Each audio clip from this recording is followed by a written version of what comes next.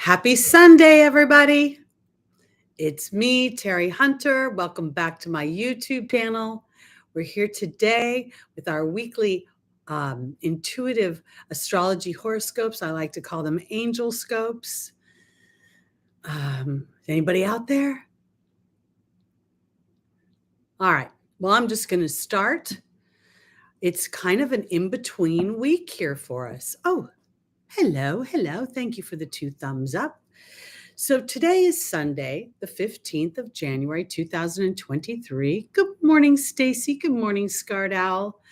And I kind of feel like this is sort of an in-between week. This week, Mercury is going to go direct and it's stationing at 8 degrees. And I think that one of the biggest influences that we're going to have this week is Pluto is, the sun is starting to become conjunct Pluto. And this influence is going to go on all week, but it's going to be exact on the 18th. And that is the day Mercury goes direct. So I'm kind of thinking that we're going to find out some interesting news about the powers that be. Wherever you are in the world, I don't think it's exclusive here to the United States, although I'm pretty sure we're going to have some interesting things going on here as well. On the 20th, the sun will move into Aquarius, and by the 21st, we will have 5 planets in air signs. So there's going to be a lot of communications, a lot of thought, a lot of assessment, I think. And by next Saturday, we're going to have Venus and Saturn conjunct. So this week to me feels as if we are starting to ramp up. The second half of January is definitely going to be a quicker pace. We have the new moon in Aquarius. I've done a separate video on that if you want to check that out.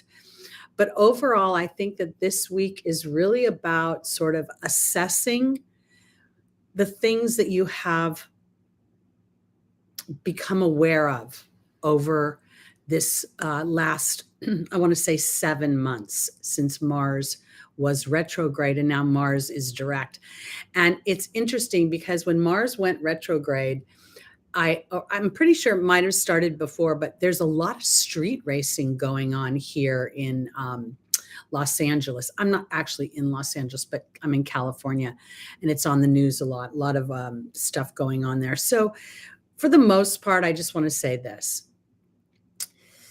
For this week, I think it's important to set intentions. And I don't think they're intentions for manifestation of things outside yourself, but more maybe setting an intention to start to trust that inner knowing, that inner knock on your door that's saying, I think I need to use a little bit more discernment. I think I need to think about the information that's coming towards me.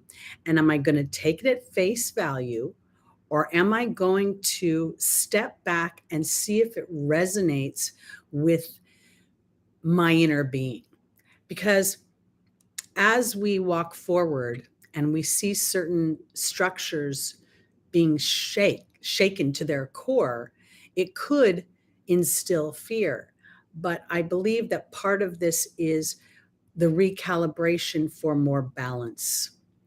And when I say balance, I feel like this is the understanding of the disruption that serves the creation. In our lives, if we think about it, and if we take a little bit of an inventory, you'll start to see that your thoughts are things. And I want to offer it to you this way for those of you that are here. When you think about someone, I recently thought about somebody I hadn't talked to in quite some time. They just popped into my head. And 2 days later, I got a phone call. So I kind of want to offer it this way. I would like to task you, for lack of a better term, to be aware of how, when you think of things, they suddenly start to show up in your experience. And use that as a way to create confidence within yourself. So when you start to declare or put into the universe, I want to experience this. I want to be an agent of prosperity. in times when people think it's difficult to prosper. Because I really do believe that moving forward, and I said this in my Aquarius new moon video, that the age of Aquarius is really about the age of thought. Thoughts become things. And as we become more aware of that and more intentional about our thoughts, then we start to create a whole new dynamic here on this planet. And I think that that understanding of challenges, the understanding of what appears to be hard times or what appears to be, I want to use the word difficult. This is an opportunity to dig down into your imprinted belief system, because we have an imprinted belief system. Once we're born, and our parents are all very well-meaning for the most part, but they immediately start to categorize us. I think the first thing we hear is, "What a pretty baby."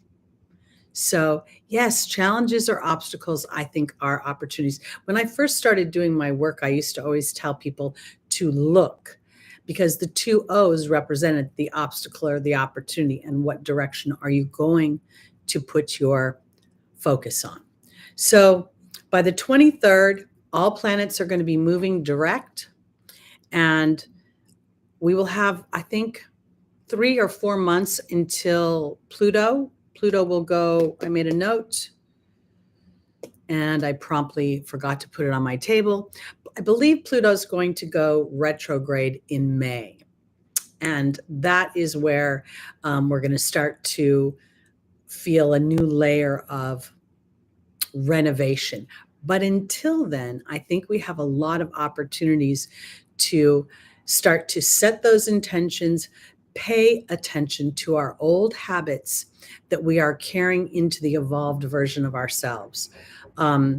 They could be habits. I got to tell you, the other day, this is going to sound kind of weird. The other day, I went to the market, and when I was a kid, I used to love to drink V8 juice. And every once in a while, I get this sort of, hankering for my childhood comfort foods. And I bought a 24, 32 ounce thing of V8 juice. I didn't get the low sodium one. I don't do that. And I proceeded to drink the whole bottle within the day. By the evening time, my whole face was swollen, and not visibly swollen, but from the inside out. My sinuses started to clog up. I started to feel achy. And what I've realized is the more I call on spirit to course through my veins, to be part of the blood that runs through my body, the more I am being required to see the kind of things that slow that energy down or that block that energy. So I want you to pay attention to just these little things in your life, habits that you have that may have come from, I know it was the salt. Absolutely, it was the salt. I'm a salty. And salt, usually, when I worked for chiropractors, they would say salty people that like salt, they have anger and resentment. And I'm an Aries rising, and I had a, I didn't have the most loving parents. I don't have the most loving sibling. And so as that has aged in my life, things have changed. So anyway, I just want to offer you this because this week, I think, is really an opportunity as Mercury is starting to, it's been at 8 degrees for quite some time, and that 8th degree is transformation. So I think it's important for ourselves, rather than looking outside the landscape of the world, starting to look at what we want to experience. And as we do that, I think we're going to start to see the universe line up, because I truly believe we're going to see a bit of a polarization, where not necessarily because people have the resources to be abundant, but because they have the mindset to be abundant, we're going to start to see that. And those that are living in a little bit more fear and looking outside of themselves and all the various input that's coming at us are going to sort of shake and rattle a little bit. And so I just want to encourage you not to let what you're hearing from your neighbors, your workmates, the media, don't let it stick too deep inside of you. And if you feel that wobble coming in, go on a media detox. That's what I want to say. You know, I got to tell you, Stacey, I'm kind of irritated because everything I love, dark chocolate, potato chips, coffee, you know, they're all starting to bother me and I hate it. I really want to just be able to eat whatever I want.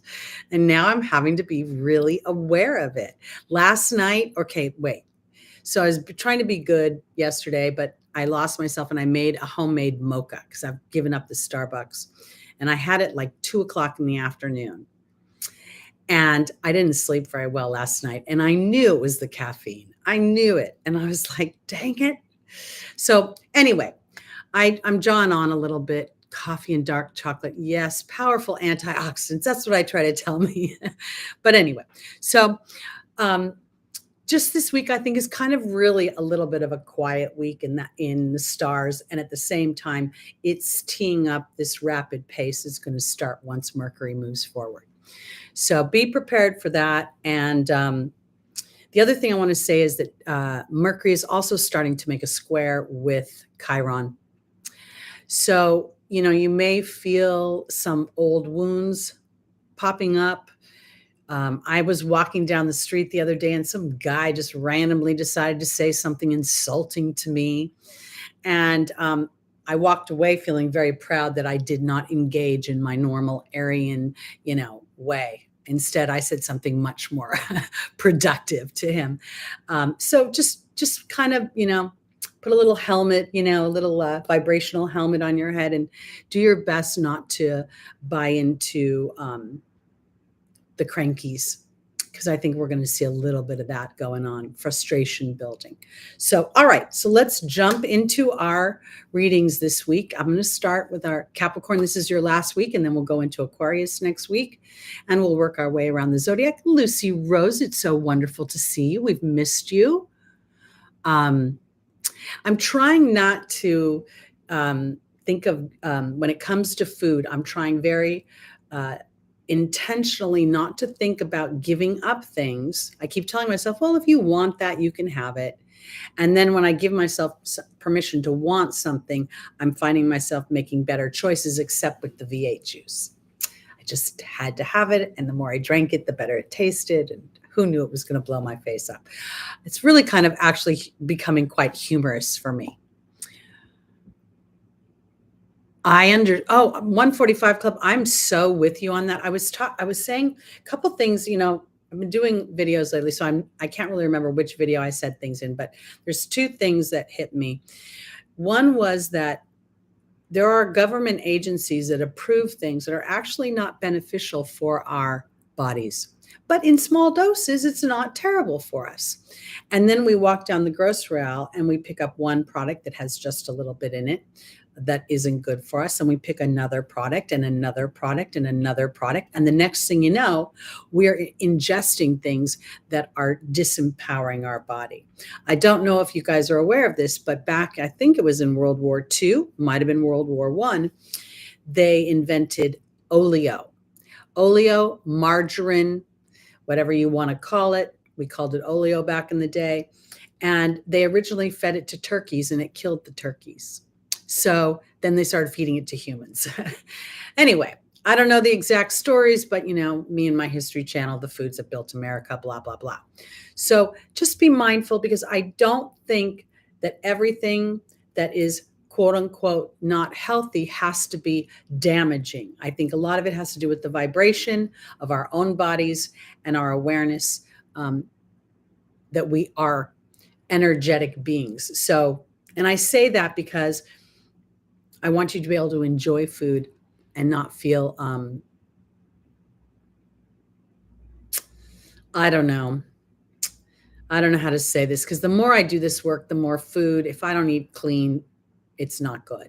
So I want to offer this. If for some reason you find food is becoming an issue, I don't know why I'm concentrating on food right now, but it could be because your vibration is raising to a place where certain things are no longer serving you. I love Kerrygold butter. That was my favorite for a long time. I can do butter, but I cannot do sour cream. I cannot do ice cream anymore. Dairy is really, really bad for me. And I think part of it is because of all those poor cows with their heads in a headlock for their whole lives being just milked. And anyway, I don't want to go on that soapbox. Let's do our readings and let's get on with the show, the really, really, really big show. Oh, wait, I'm going to say one more thing.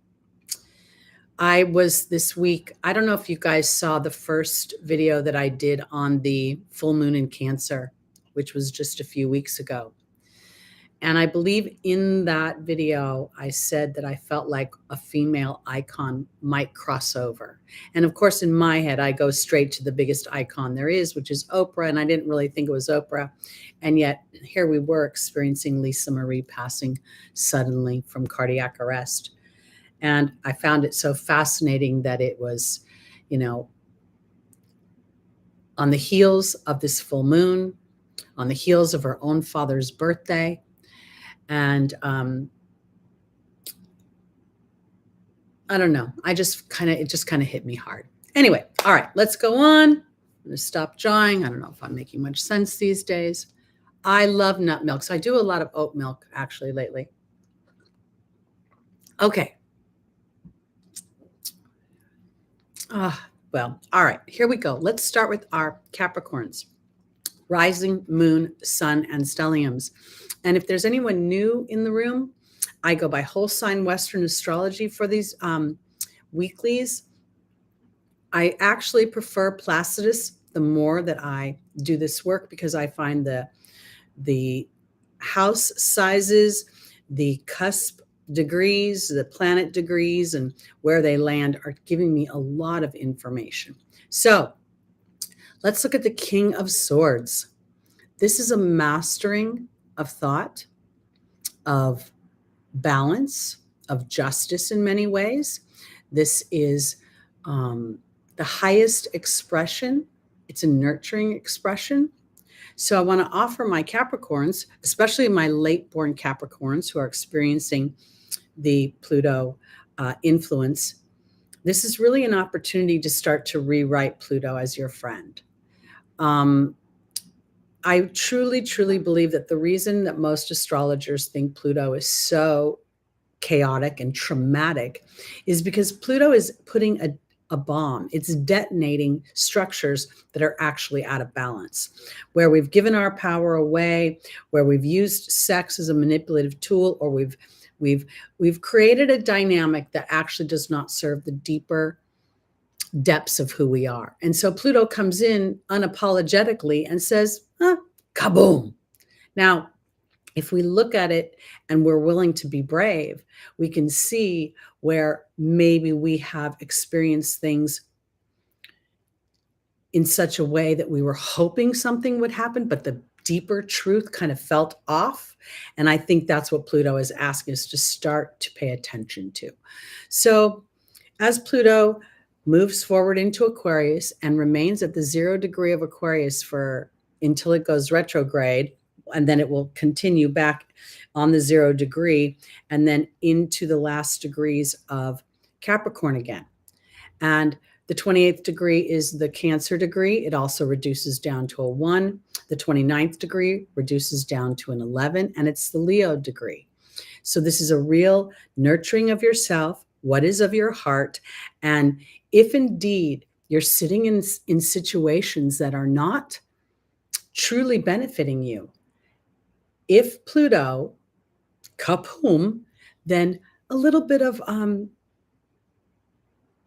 talk to the planet. That's what I kind of want to say. It sounds weird, but I've been talking to Saturn as it's been traversing over Chiron again, the 3rd time for me. And I'm processing it very different this time than I did the first 2 times. I'm not feeling as weepy. I'm not feeling as wounded. And I'm feeling a little bit more empowered as I see my initial response is sort of fear and panic. And my secondary response is an awareness of my own evolution. Oh, I love that, Small. I love that.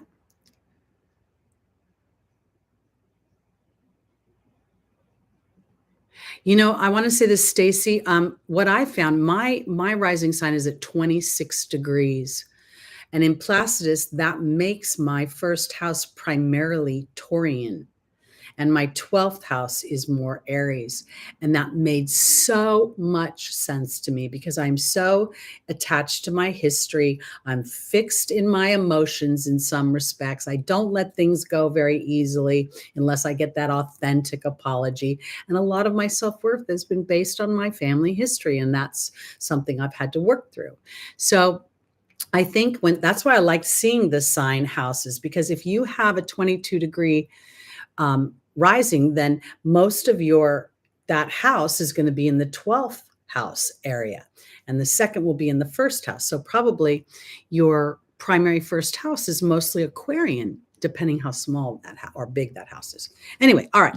So Capricorn, thank you for letting me dance around, because I tend to do that, especially with the South Node all over my planets in Scorpio. But I want to offer it this way because I think this is an opportunity to master thought. When we look at the king here and we look at most of the sword cards, you'll find butterflies, especially on the thrones, because there's an opportunity to really, and if we look here, we see the two moons that are on that top butterfly. So this is an opportunity for Capricorn to look at their emotional body rather than being a weepy, crying, sappy type thing. It's more about, it's an intuitive knowing. And when you listen to that intuitive knowing, you are able to more succinctly and efficiently move into alignment with the truth of who you are, and then build that in the material world.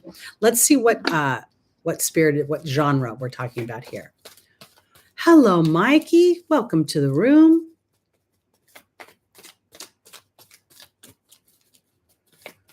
All right, here we go.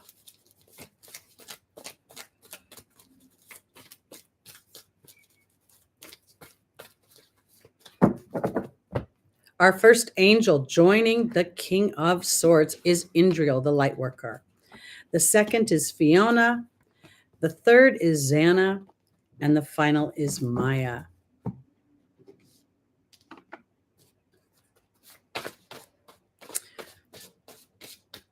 I was watching a baby goat the other day on TikTok. I love watching TikTok. And I'm telling you, those baby goats are the most joyous little critters. I mean, just watching them makes me giggle. I don't know why.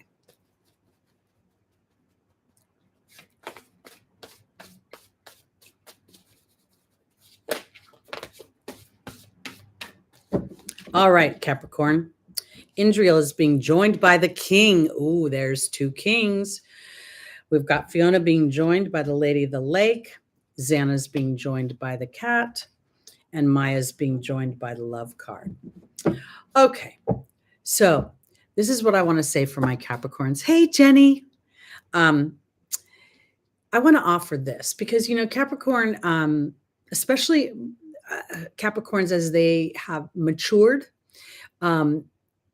can sometimes be really, it's an earth sign. You're in the 10th house. You're in the public eye. You represent leadership. I'm not going to go to the dark side of Capricorn and Saturn. I'm just tired of it. It's just too human for me.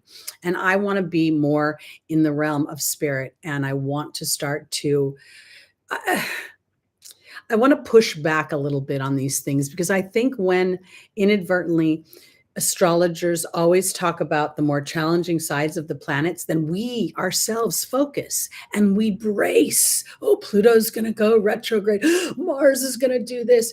And this starts to align us to the dark side. And I feel like this is where we're being asked here by the king to start to really look at our thoughts.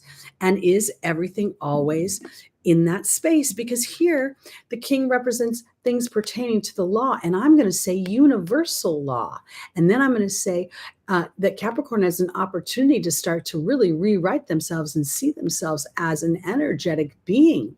And in that way, you become a very powerful co-creator with the universe. And I think this is wonderful, because Fiona is saying, now that you've asked God and the angels for help, be open to receiving. And then there's the Lady of the Lake. And the Lady of the Lake is always sort of, to me, it's kind of a stormy energy, because my brain is telling me one thing, my emotional body is telling me something else, and my truth is somewhere in the middle. And I think that, as Capricorn is the dutiful energy, as Capricorn is the one that, you know, Saturn is requiring you to finish this task regardless of whether you're enjoying it or not. I think this is important to have the courage to move in the direction I want so that Saturn becomes my friend. Because I believe here the cat is talking about a 9 lives. And there's Xana, the angel of protection. And I think this is an opportunity for Capricorn. And again, if you are a late born Capricorn and you've got Pluto sitting, on your sun or your moon, or it's your rising sign, this could be really scary. You could think, oh my God, I'm going to die. Well, let me tell you, I've had Pluto conjunct every single one of my planets in my lifetime, and I haven't gotten close to dying. And I've done some really stupid stuff in my life, like, hitchhiking and pulling strange men over on the highway when I was younger. So I want to offer it this way, because when I look at this spread, I think that this is a time for Capricorn to put themselves first, but not in this way of uh, the more challenging side of Capricorn, that more there can be a little coldness sometimes to Capricorn in that way. When they've got something they've got to get done, then they inadvertently can expect other people to be, just get the task done, don't complain, don't whine. And here, I think that it's a little bit different. Here, I think that as we go through this year, because this year is going to really start off on one note, and I think it's going to end on another. I think we're going to really start to see the age of Aquarius being birthed. And we're going to get a glimpse of that with Pluto moving into Aquarius. And then when it scoots back into Capricorn, it's going to deconstruct the whatever's been hanging around, that sort of slime in the bowl. So what I think it's about learning to love Capricorn, love yourself when you're being a little bit rebellious to what other people have expected of you. Maya's about schooling and education, and this is about love. And I really don't necessarily think this is about other people, because there's no coupling cards here. I think this is about Capricorn starting to rewrite the story and say, I know that my ruling planet is always going to hold my feet to the fire, but now my job is where am I going to put my fire? Am I going to put it in someone else's yard and tend to their business, or am I going to put it in my yard and tend to my business? And I think that this is a process for you that will allow you to feel more of the authority for yourself versus how others are perceiving your value. So that's what I'm thinking here. Okay, so overall, I want to say this. I believe for Capricorn, this particular week, as we see Mercury going direct in your house, as we see it will start making a conversation with Pluto as it moves forward, I think this is going to be an opportunity for you to find the justice, the fairness, the diplomacy to put your agenda first. I always kind of think years ago, I was working with a couple of people, and one was a dutiful Capricorn who was willing to acquiesce their wants and desires to make the other person happy. But this was creating a deep sadness within the Capricorn themselves. And this is where I think we get out of balance. So I want to offer you this opportunity with this new moon this week to set an intention to liberate yourself. Saturn is the co-ruler of this new moon. This new moon is at 1 degree. And we're having, I'm sure I've mentioned this, a series of 7 full moons in a 7-year, started in October, it will end in April. And they are all at the 16th degree. This is trusting our intuition, nurturing our physical bodies rather than giving all of our energy out.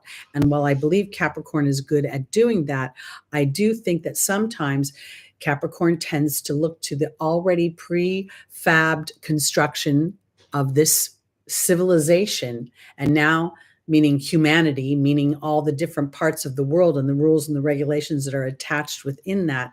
And as we allow ourselves to break free from that and individualize a little bit more, we will see support from the universe. And so I feel like this is going to give you a connection to your team, to yourself in ways that you haven't experienced before. Okay, let's go on to our Aquariuses. Rising moon, sun, and stelliums.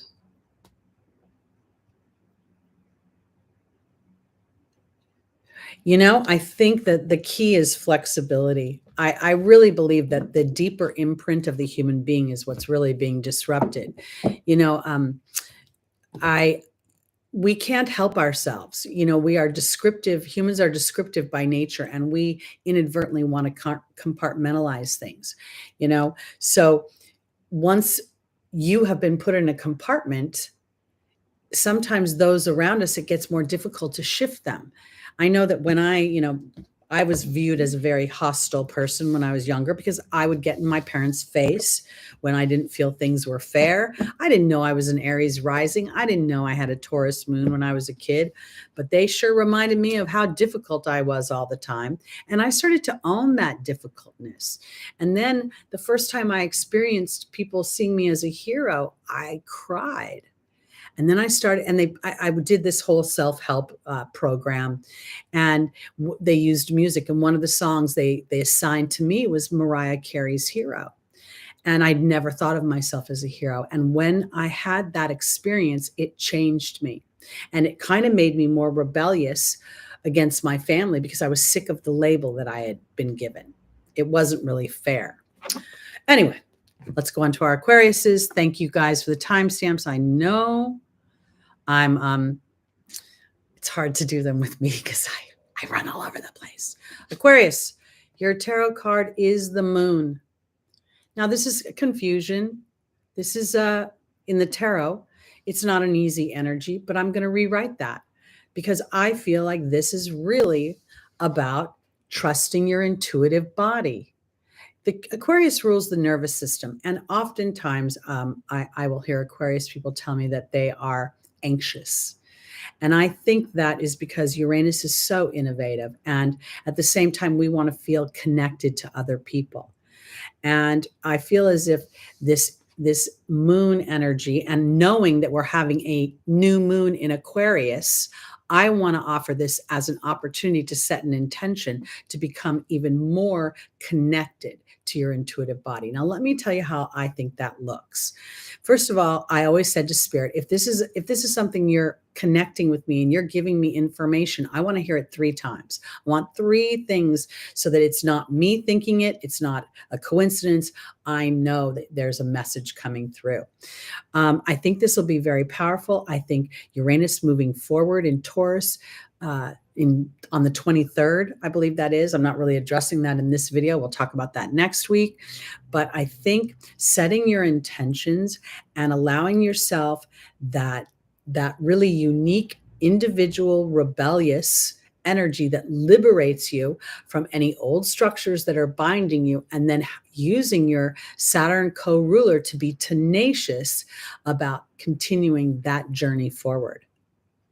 All right, let's look at what the angels have to say. Because I feel like when I look at this moon, there's these silos in the back. They feel like prisons. They feel like, like solitary confinement. And I feel as if the sun and the moon feel like this is a new moon to me. And am I going to pay attention to my intuitive knowing? Am I going to imprison myself in the structures that have been built around me? All right. Our first angel is Azure. The second is Seraphina. The third is Archangel Raphael. And the final is Mystique. Hey, Jules, welcome back. Look, we got 22 and 11. 11 likes and 22 people. There's 2 master numbers. Okay. Azure, Aquarius, is being joined by the communications card. Seraphina is being joined by the fear card. Archangel Raphael is being joined by the high priestess. And Mystique is being joined by the love card. All right. The first thing that I feel when I look at this is that the moon, as I said, is talking about an intuition. It's talking about an inner knowing. I don't want to talk about human confusion and indecision and being blocked. Because here, as you're saying, your desired outcome will happen in the near future. Have patience and faith and don't try to force it. And there's the communications card. What is your self-talk? Because if indeed for some reason Aquarius is getting that nervous energy or that anxiety that is attached to your sign, then that is an alert system that's saying, look at this again. Are you coming from your heart? Are you coming from what you really want? Because the human, no matter who they are, very, very few people are islands by themselves. We live as islands, but it doesn't mean we want to be islands. So here I feel as if Serafina talks about a happy change to your family, and there's the fear card. And I almost wonder if this is an Aquarius wondering, will I ever be happy? Will I ever feel connected on this planet? Will I ever feel like my hopes and dreams are going to come true? There is this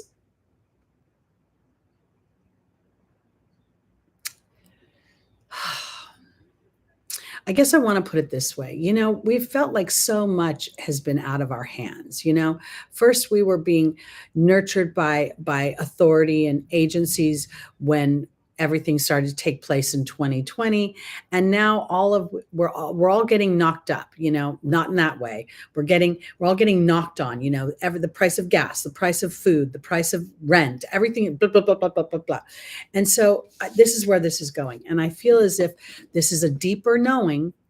This is where Aquarius is being tasked in some ways to look at the bigger picture, because there is a healing being offered, and that healing is going to come through an epiphany. And this is the High Priestess, again, playing to the idea of the moon. What does your intuition tell you? What does your inner knowing? When I was younger, sometimes I just did stupid stuff. I really got to say. And I would ask myself, is today my day to die? And for some reason I would be, no, not today. And so this is where I feel like Aquarius, asking yourself those deeper pictures, looking at how you're communicating with yourself, because at the end of the day is Mystique saying to keep charging ahead, expect miraculous solutions. And then there's the love card. And, whether this is intimate love, whether it's the love of bringing a child into this world, if it's the love of birthing yourself out into the world, all of these things are possible. And now your alignment to them, both mentally and emotionally, is going to accelerate bringing that into your experience. Then you say to me, well, how do I connect with something I haven't experienced? You say to Spirit, I haven't experienced this. Help me anchor into it. One of the things I've been talking about with Spirit is to be more motivated to, I can live, I don't eat much. I can have this mocha in the morning and not eat again until like 4 o'clock. And I just don't get hungry. And I've been like this for a long, long time. I didn't like having to eat breakfast when I was a little girl. My grandmother raised me, and she would be like, Teri, you need to eat your breakfast before you go to school. And I would never be hungry. And this is a lifelong habit. So I've been saying to Spirit, help me be better with getting the nutrition I need in my body so that I am able to continue on and experience all that I want in this life. Because I feel as if there's something about Aquarius that may inadvertently be, we have a lot of information telling us we need to worry right now. We have a lot of information telling us we're vulnerable to 2.0, 5.0, X point C, 5, 6, 7, 8. You know what I'm saying here, right? Don't drink the Kool-Aid. Drink, put nutrients in your body, put nutrients in your mind. Let your mind move in the direction of things that are aligned to you. This is where being an Aquarius rebel might be in your favor here, because I really think this is about going into a deeper intuitive energy and asking yourself, well, the rest of the world is experiencing this. Is my soul contracted to do it as well? So that's what I think. All right, let's go on to our Pisces. I'm just not hungry at normal times. In fact, even my dog has taken that on. He's not that hungry in the morning, but he wants to eat all night long, starting at 5 o'clock, and he wants to eat till he goes to bed. And he stares at me endlessly.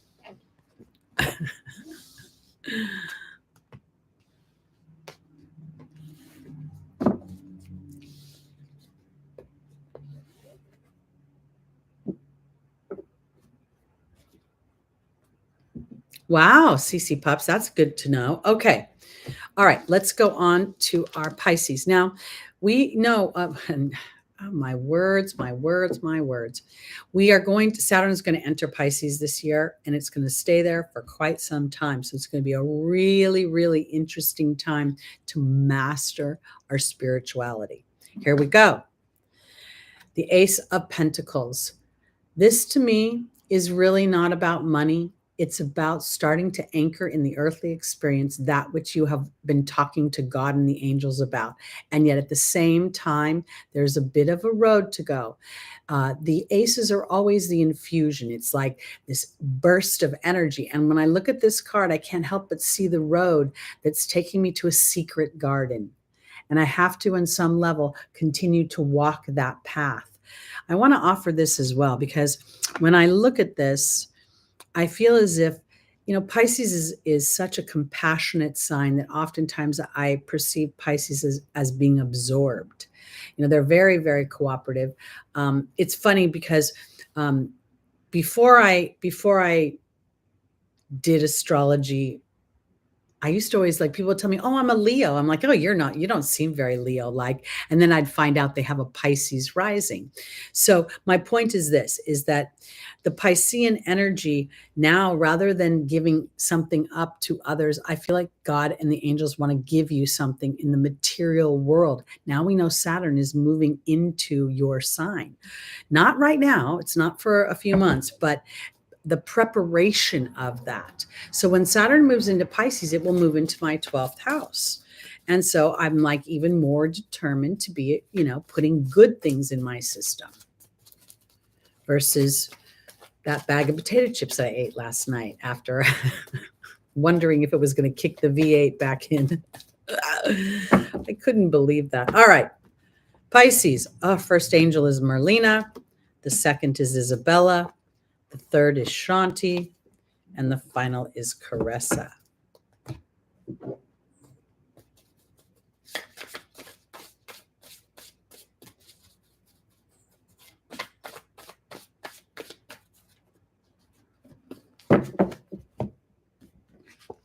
Merlina's being joined by the Death card. Isabella's being joined by the Fire Fairy. Shanti's being joined by the Deer. And Caressa's being joined by the Bee.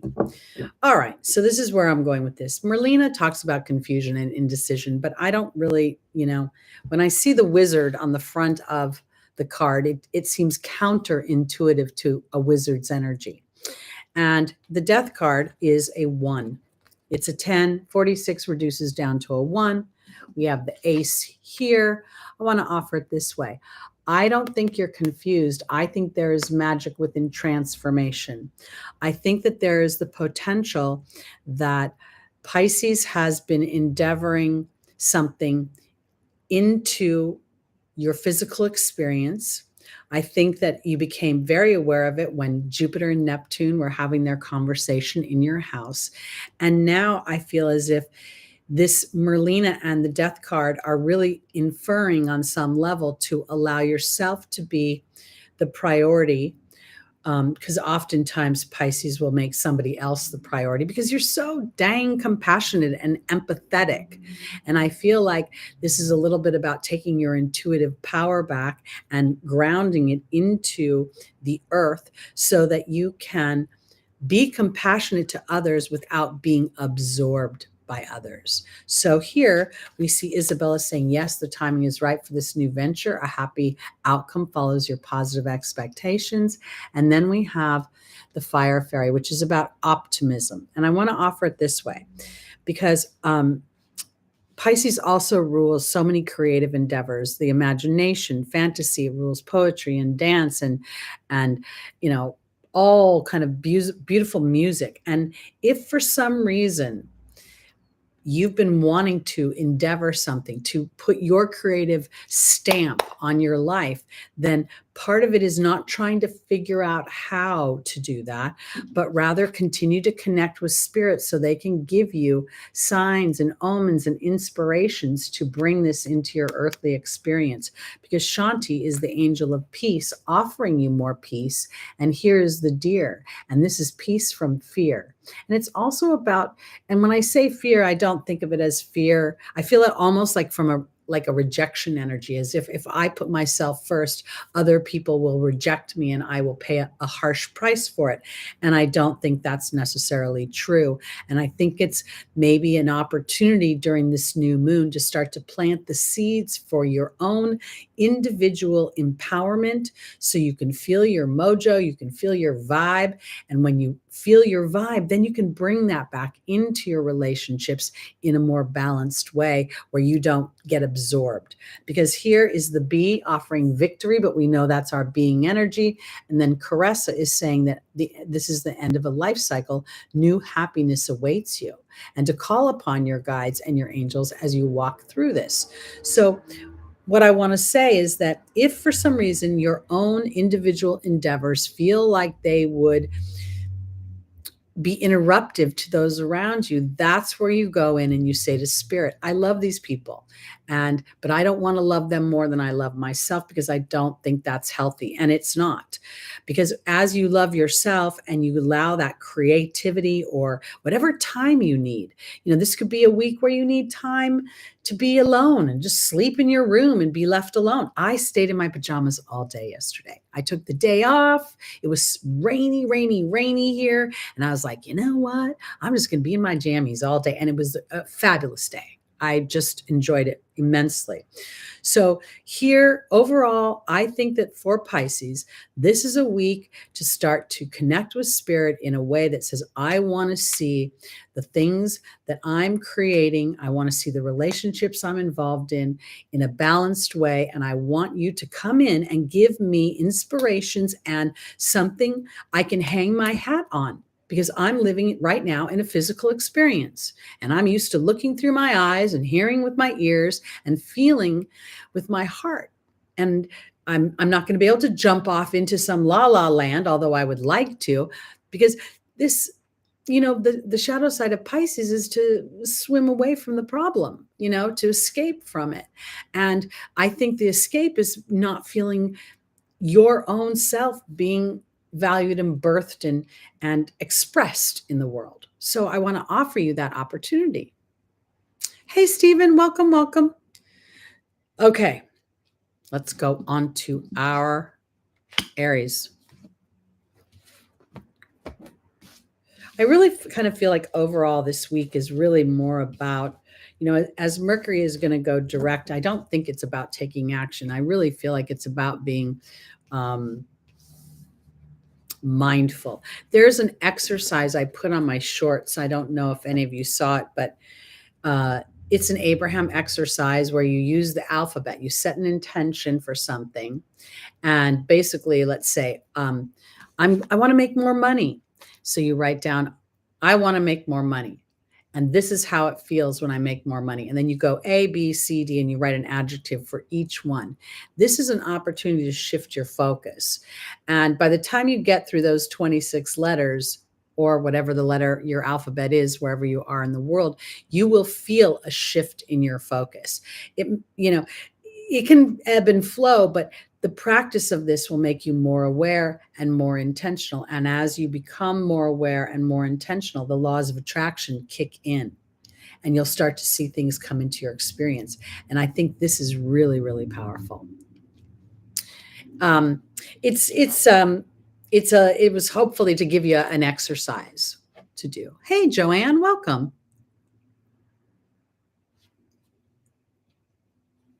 Oh, thank you so much.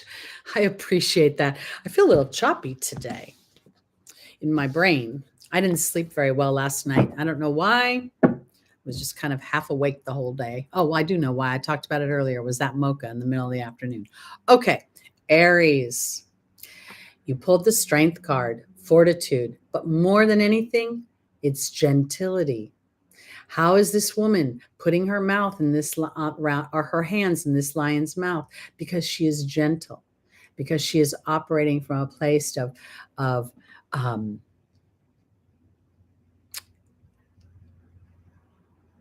there's a knowing in this card. When I look at this, I almost feel like she's so aware of the nurturing, feminine, receptive energy that this lion can't help but be putty in her hands. It's also an energy of fortitude, strength to continue on. Aries has Chiron in their house right now. And I really want you to start to focus on the gift that Chiron has to offer. I have my Chiron in Aquarius. And as I said earlier, Saturn just recently made its third sweep over my Chiron as it's moving into the later degrees of Aquarius.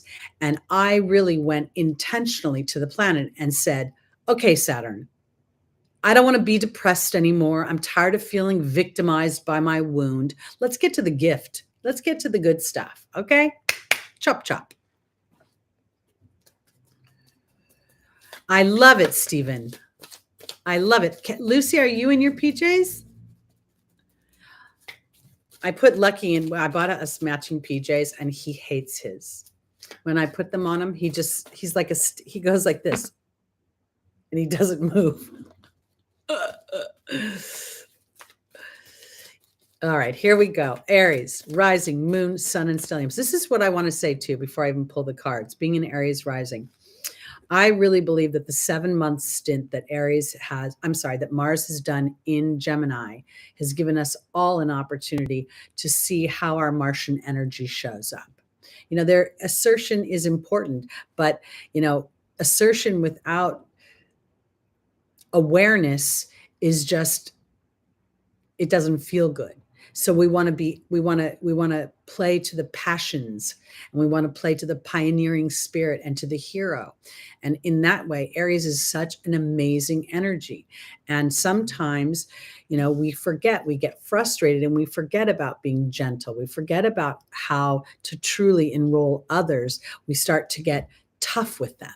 And I see this oftentimes with young women in relationships. Their partner is off doing something, and they feel like, oh, well, I'm going to give you an ultimatum, or I'm going to put the law down. And I feel a little bit like this is an old habit that we learned from yesteryear.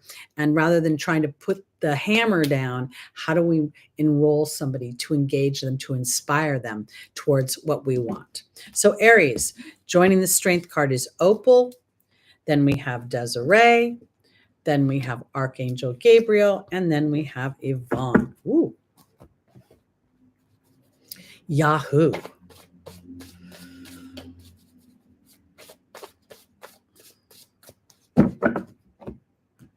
Opal is being joined by the Serpent. Desiree is being joined by the Fire Fairy. Archangel Gabriel is being joined by Merlin, and Yvonne is being joined by the Lady of the Lake. So this is what I want to say. I'm an Aries rising, and I don't quite. It's interesting to watch how things are revealed throughout the week, because I really am connecting to the idea that the strength card is an 8. Mercury is stationing at 8 degrees. Mars is still, I think, at 8 degrees. 8th house is Scorpio, transformation. I think Aries has a lot to learn about how to be inspiring versus being the lower octaves of the sign. And here, Opal and the Serpent are telling me that Aries, the conscious Aries, is now willing to start to shed a skin, to start to see. I want to offer it this way, because I feel like Aries that is aware of how they respond to people, like, if somebody says something to you and you don't like the way they say it, how do you react? And in that awareness, then you have a way to be more effective with your communications. Because Desiree is saying, the conditions aren't favorable. And when I look at the Fire Fairy, I feel almost as if they're saying conditions haven't been favorable, because you've got to catch the passion, the optimism in your communication. Because the angels are talking about balance in communication. And when we Aries can see the solution or see where we want to go, and somebody else may be still in a fog, wobbling around, we may default to the frustration. We may default to being a little pushy. Come on, move it along, move it along. Let's go, let's go, let's go. And I just don't know if that's going to work. So now Spirit is saying, be vulnerable to your deeper truth. The deeper truth is if someone, I'm going to say this kind of bluntly, Aries, but in my youth, I used to think that if I didn't like somebody, I would just blast them with my words and they would go away and I'd never have to deal with them again. That was not true. If they didn't show back up, then a reasonable facsimile of that energy showed up in another person. So I think this is an awareness of how you show up. I think Jupiter's in your first house, re-examining your beliefs. I think that you have an opportunity to expand those beliefs to become more materially successful in, see actual resources coming in as you become more aware of how you communicate. Because with Chiron in the first house, in the first house of Aries, it's going to be, there's a wound about the self. And Aries doesn't back down in the wound. It gets a little bit pushier. So when you're aware that I want to communicate in a way that I would receive favorably.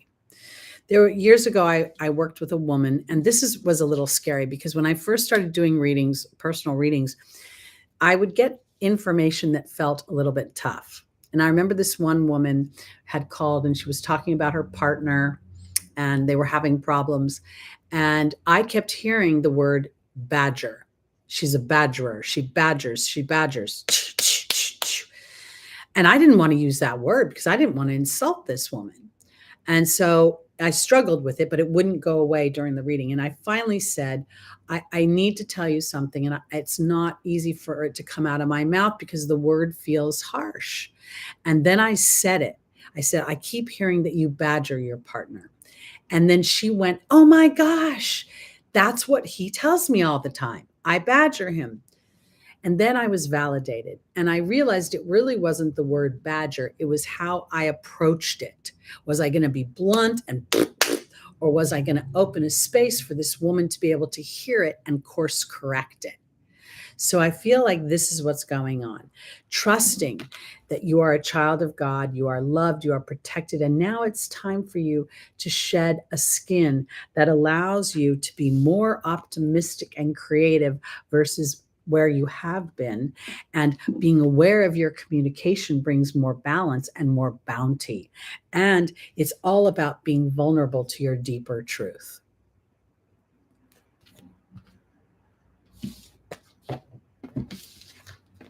All right, on to our Tauruses. Rising moon, sun, and stelliums.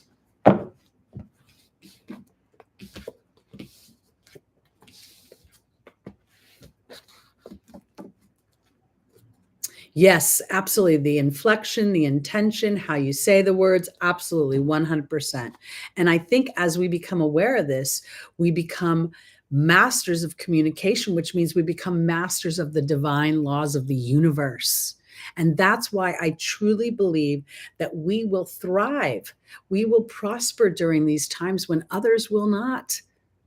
Because they will default to the human structure that has always been and expect things to remain the same. But I don't think they will. And as we become aware of our thoughts, this is the age of Aquarius. This is not about wars, rebels, or liberation. And yet it is. It's about liberation from old structures that did not flourish in a balanced way. Some flourished and some didn't. And now, as we become aware of our thoughts, we own our own flourishing. So we're not looking to our outside worlds. Oh, well, that guy has this because he works there and that guy gives him this. We'll be more like, you know what? This is what I want. And this is what I'm focusing in on. And then spirit will bring alignment. And then I truly become magical. All right. Taurus, we have the Seven of Swords. The Seven of Swords is a very individual card. It's a card of going your own way, taking your thoughts and things, and they may not, some things you have to leave behind, but it's important to go your own way. Now we talk about Uranus moving direct in Taurus. I think it stations at 14 degrees, and then in no time at all, it's going to be at the 15th degree. That's the Gemini degree. That's degree of thought. And so as those Taurus energies, or if you have planets in Taurus, check that out. There's an opportunity for you to really start to go. I want to note that this guy's smiling. There's something, and we're in a 7-year. Sevens are all about introspection, about thinking, about it's a Libra energy in the respect that it wants balance and it wants to seek information, but not in an emotional way, in a way that instills wisdom. I don't think the show This Is Us is still airing. I haven't watched it in a long time. Lucy, your moon is at 10 degrees, Taurus. Oh, my moon is at 9 degrees. And your Chiron's at 11 degrees. Wow. Okay, so there's a real liberation from all of that. And Uranus is pretty much moving off of you. Your Uranus is at 25 degrees Scorpio. Now that I would pay attention to, because you'll have a Uranus opposition.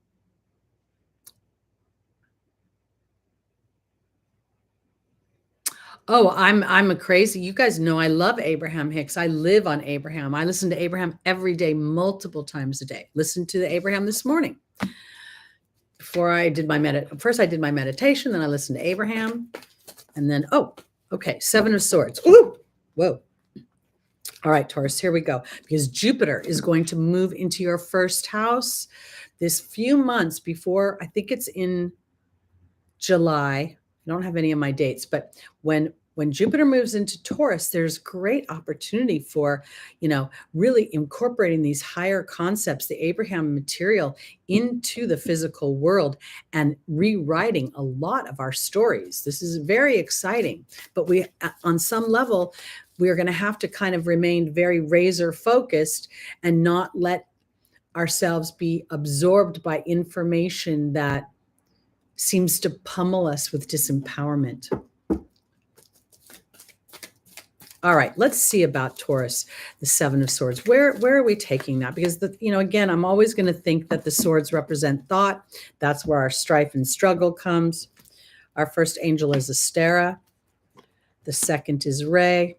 The third is Opal. And the final is Vanessa. Okay. So Taurus is another earth sign, wants to see things in the material world, wants to have them birthed. And this may be where you're setting up and you're teeing up a new experience. But first, you're going to have to go your own way, which others may not understand. It doesn't mean you leave them. Again, this to me is thought. So you just may be shifting your thoughts within your own environment. Astera says to reach for the stars, and then we have the Death card.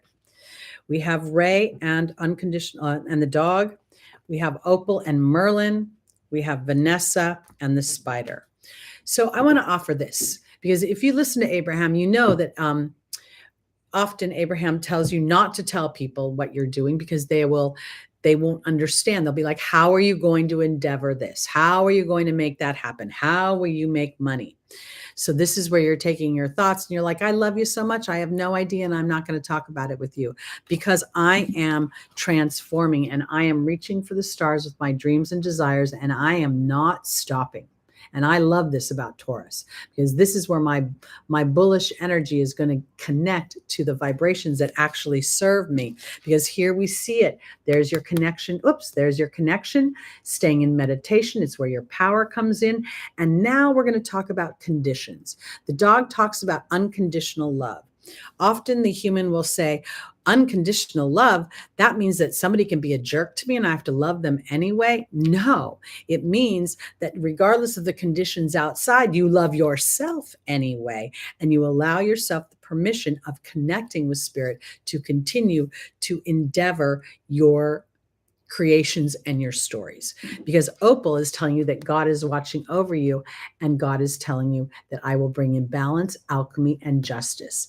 But part of it is you being able to say, I can take my thoughts and sort of move away from, love yourself enough is kind of an interesting word, because I think that feels like it doesn't give you any wiggle room to have a bad day. Oh, I love myself, I'm fat. Oh, I love myself, I got a zit here. Oh, I love myself, my hair is frizzy, or whatever, the story is.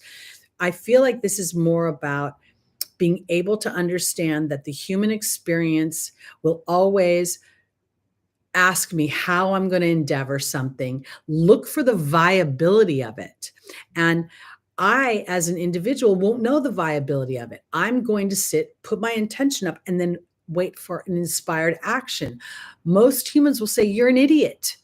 Go pound the pavement, get a job, do something in the material world. And this is why there's transformation. It's literally reaching for the stars. It's literally saying, this is what I want to experience. And now I'm tasking you with giving me an experience so that I can anchor into the loyalty of my own dreams, what I want to come true. Because in the final position, Taurus, is faith. And faith in the relationships that you have. But this is the relationship you have with the stars. And let me offer it this way too, because, when I listen to other astrologers, and I do, I'm always fascinated with the way they brace. They're like, okay, Mars is going to go direct. Oh, hold on. And I think that is a thought that tees up the dark side of Mars. I'm like, okay, I don't want to tee up for that. I want to own that I chose the landscape. I chose to be 63 years old in the year 2022. I chose to walk through Pluto transits in this lifetime conjunct my planets, because apparently I wanted to take a master class. And I'm not going to give up my power or my problems to someone else. And I think that's what's going on here. And I think as we give ourselves permission to say, you know what, I've got new ideas about things, and I'm going to practice those new thoughts, and I'm going to focus on those new thoughts. And as I do that, it actually anchors in my faith, because when Jupiter moves into your first house, faith will turn into finances, and you'll be making money when others are floundering. And it really isn't about comparison of others. It's more like, in their floundering, as we stand steadfast in our thoughts, our things, and we align to our thoughts, not trying to abolish fear or eradicate it, but understanding what it does to serve us, then we will become agents, will become the lighthouses that offer other people faith in themselves, faith in the idea that we are eternal beings. We never get it wrong. We never get it right. We just have a series of choices. And those choices align to thoughts that bring in experiences that then support those choices. We are magical co-creators. We really are. When I was a little girl, I can't even tell you how much I actually believed magic was real. I remember my sister and making her sit down with me. Mary Poppins, the scene where they go see Uncle Arthur and they start laughing and they all rise to the ceiling. I swore I thought that was true. And all we ever did was pee on ourselves. But I swore if we laughed enough, we would rise to the ceiling. And I think as a little girl, that was my intuitive knowing that we are magical beings. I don't think I put together the thoughts thing at that time, but everything that had to do with magic, every single thing, I loved it. The Bewitched, I Dream of Jeannie, anything to do with magic. I'm like, that's my lane. All right. Gemini, here we go. Money. This is the 8 of Pentacles. If I'm a little choppy today, bear with me, guys. I didn't sleep well last night, and my brain is feeling like it's working, but then I'm wondering. Okay, so here we go. For my Geminis, this is about detail. You've amassed something, you've all working hard, and now the fine tuning of it. The intricate detail that a master craftsman will implement. So let's see because the 8 again is that transformational energy. There's an opportunity potentially to transform money.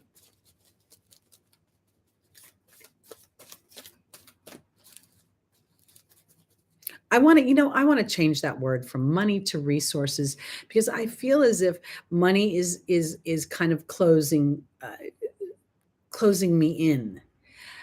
In my personal experience, there were times when spirit brought people into my life that offered me resources that I could not have found otherwise. And I didn't always have to pay them. The first website I ever created, one of my coworkers was like, "I'll do it for you, Teri. Let me help you."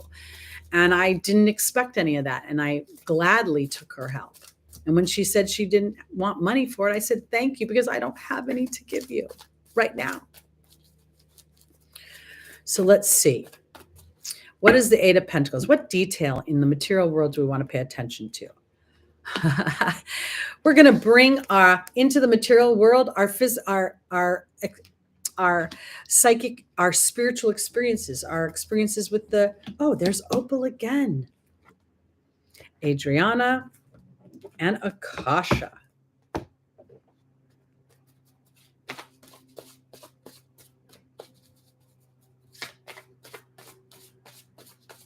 I'm almost thinking, as I look at this 8, if that, your ruling planet Mercury has been retrograde in the house of Capricorn. So this will very much talk about money, what you've been building in the material world. And I'm wondering right now if there isn't a shift a little bit for Gemini. Maybe this transit with Mars in your first house has made you brave about what's important to you. Maybe it's shifted what you've seen detail about how you want to live in the material world. And yet represent a spiritual energy within the material. Ariel's being joined by the Baird. Opal's being joined by the Hawk. Adriana's being joined by the Water Fairy. And Akasha's being joined by Merlin. This is super powerful. First of all, I want to say this. The Hawk is an 11. The Water Fairy is a 28, which reduces down to a 10, which is a 1. And Merlin is a 1. There's a lot of things going on about your thought process. So we know your planet has been retrograde. It'll go direct this week in the sign of the builder. Okay, Capricorn. So I believe that now this is an opportunity for you to rewrite your history, for you to look at and start to be aware of your self-talk. Because I want to offer, it may have been true before, but is it true now? I've had Merlin. Merlin's been showing up a lot today. So I think that there's magic afoot.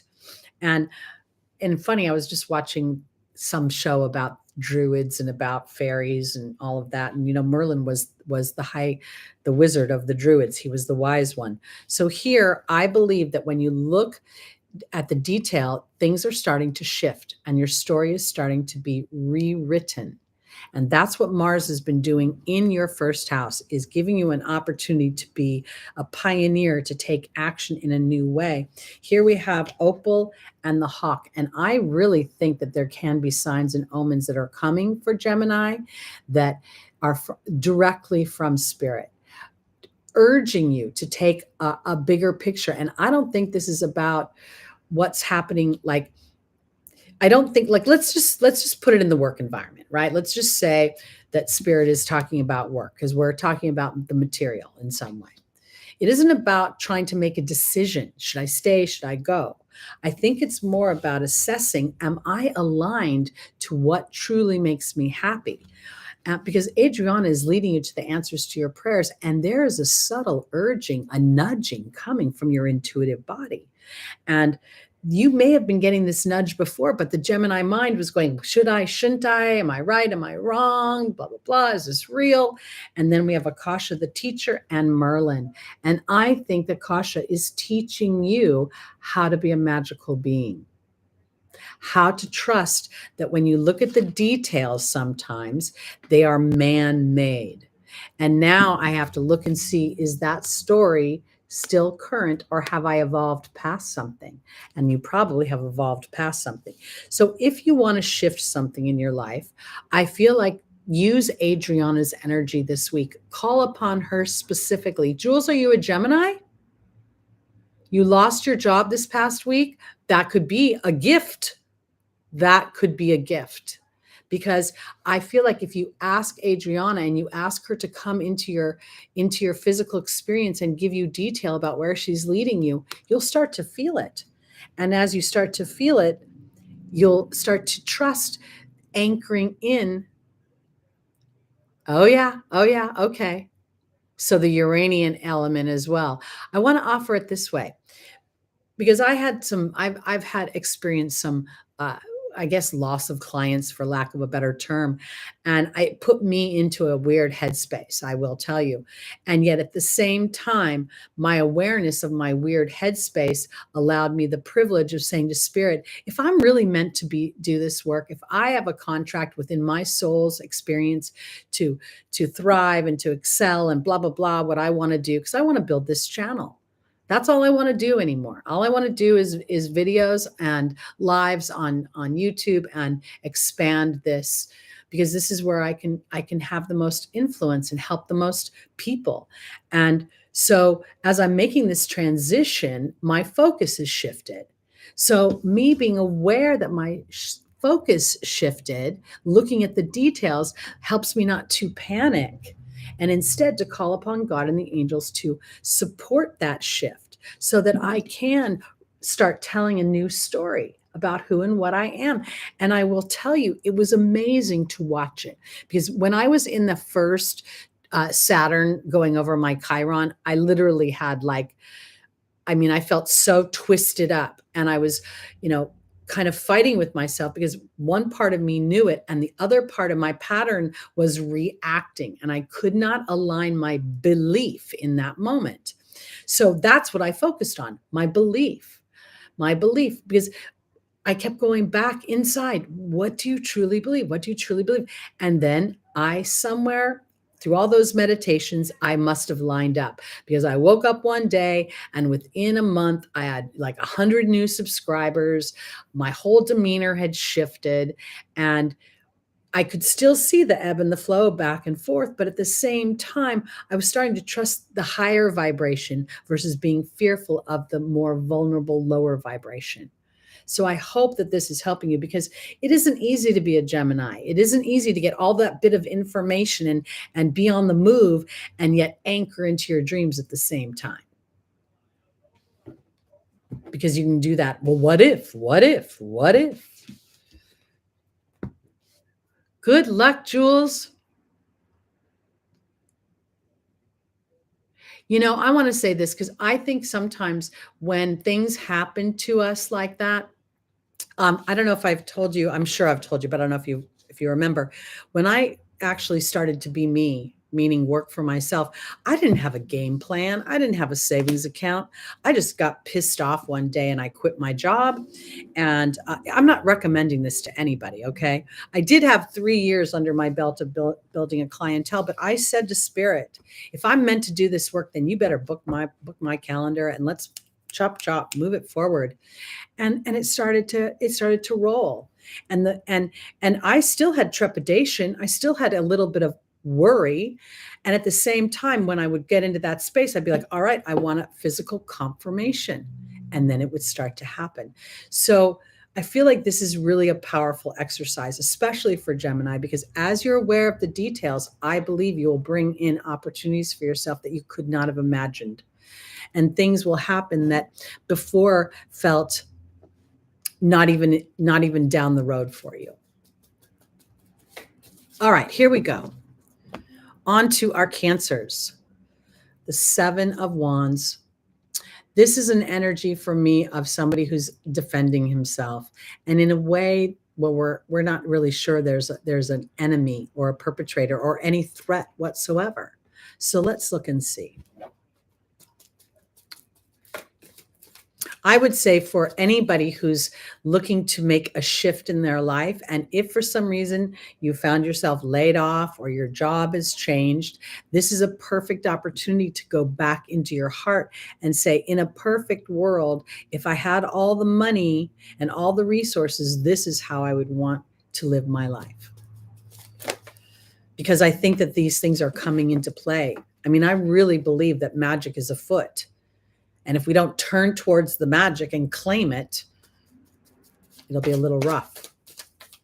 So I want to say this for my Cancers, because this guy's face is not, look at his face. He's stressed. So I feel like there is the potential that you've been worrying, or you're letting yourself be absorbed too much information, too much speculation, and you're being tasked to go into your heart chakra, because all of the full moons are at the Cancer degree, and there's 7 of them sequentially at the Cancer degree. This is a self-care, a self-nurturing. This is about the under vibration of Cancer. So the initial vibration is, I'm going to caretake you. I'm going to nurture you. I'm going to care for my family. I'm going to be a patriot. But the under is how I care for myself. The Plutonian energy is when I overly focus out here, I'm robbing myself. If I rob myself, I'm not actually lining up to truly nurturing you, because I'm slowly going to build a resentment if I don't get something back. And that's where the human comes into play. So this is really about kind of, I think, coming into a space where you understand how important it is for your self-care. Yes, I will meet my partner. Yes, I will be abundant. Yes, I will feel loved and nurtured.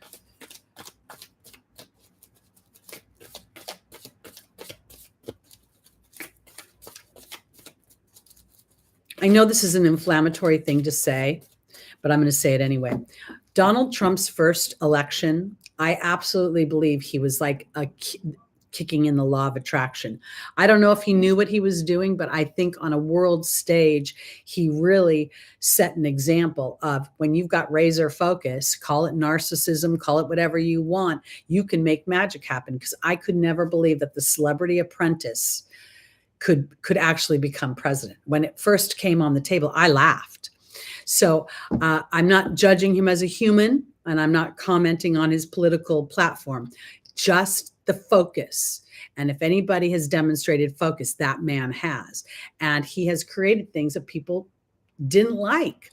So I'm saying this because I want to encourage my Cancers to really look at, are you focusing on defending yourself because maybe you feel guilty that people have a certain expectation of you. Maybe you're a parent of some kind and you feel like, I have to do this. And at the same time, if there's a have to attached to it, the vibration is off.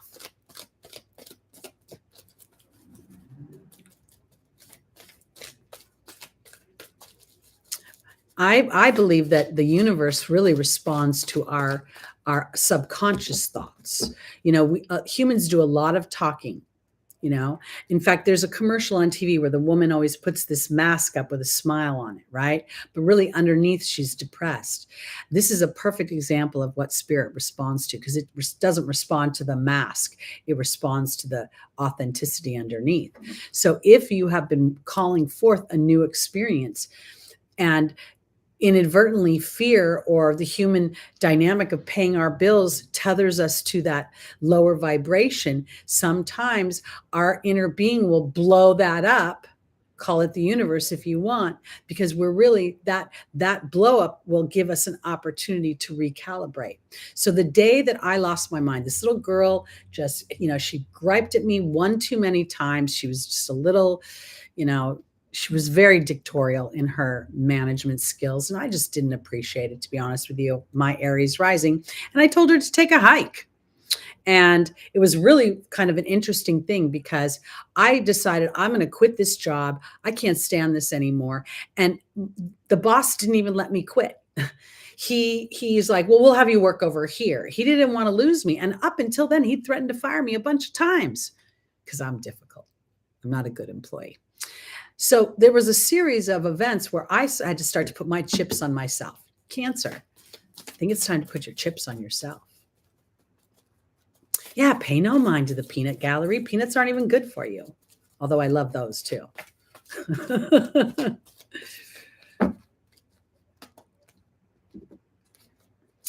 Again, Jules, I want to offer you, if you, first of all, never say my anxiety, always say the. If there's a vibration inside of you're experiencing, don't own it with the my. Say the anxiety, the illness, the headache, not my headache, not my this, because we don't want to own it.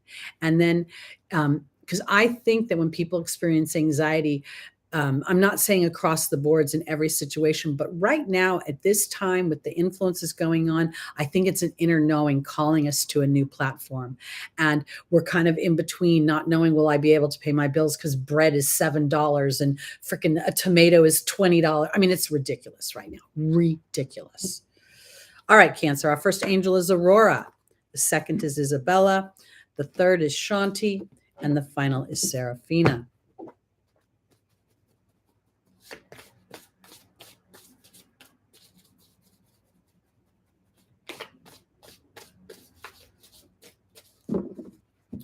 Cancer, Aurora is being joined by the cow. Isabella is being joined by the hawk. Shanti is being joined by the death card. And Serafina is being joined by the forgiveness card. Aurora says you're flying high right now, which may threaten others, but don't descend because they will soon be inspired by your example. And here's the cow, asking and receiving nourishment and abundance. I want to really encourage my Cancers to be aware of your own self-nurturing. If you are giving up what you need in the way of time, in the way of rest, in the way of any self-care, you've got these full moons at your degree are really going to continue to send you a message over and over again. And I feel like there's a fear around Cancer to take care of myself. But if I do that, I'm going to neglect something, or I'm going to, inadvertently leave something else out. And I want to say, Isabella is saying, no, the timing is right for you to do this.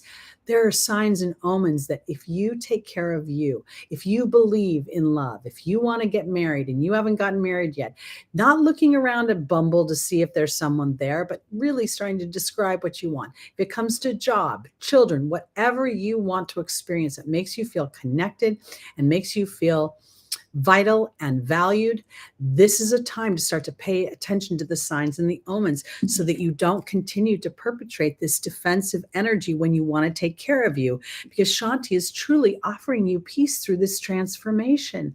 A sense of, I always get this feeling when I go to Cancer that you're like the mom that gives everyone a hot meal and then you end up eating coagulated food because it's cold and nasty. And I don't want to do that anymore, because I feel like if you say, you know what, my time, I need a bath, shut the door, whatever the story is, whatever makes you feel nurtured. Because Serafina is offering you a happy change to your family, and there's a reconciliation. And I want to offer it this way, because the idea that you're taking care of yourself, the idea that you're nurturing yourself is really not about being selfish. It's about purporting a behavior that allows the people around you to be responsible for their own self-care versus you caring for them. And this is why Pluto feels so rough, because if you're a person who cares for someone else and then you get tired of that, that may feel like a Pluto death. Okay. But it's actually going to bring you more peace because you're giving permission for those other people to stand up and nurture themselves and be accountable. Exactly. That's why people don't like spirituality, because it requires accountability for your thoughts, your deeds, your actions, and awareness. And, that's why we're going through all of this right now, because we're in a slumber of disempowerment. And it's assaulting the human structure, the body right now. All right. Leo. Ooh, 10 of Pentacles, money, money. This is a great card. This represents all the things in the human experience that we want. Resources for abundance. It represents the grandparents, the family. It's got the kids in it. It's got the dog. It also represents a tradition in some ways. It can represent money that's come from family inheritance. It can represent money that comes from family. But overall, to me, it represents a feeling of thriving. Let's look and see where we're going with this, Leo.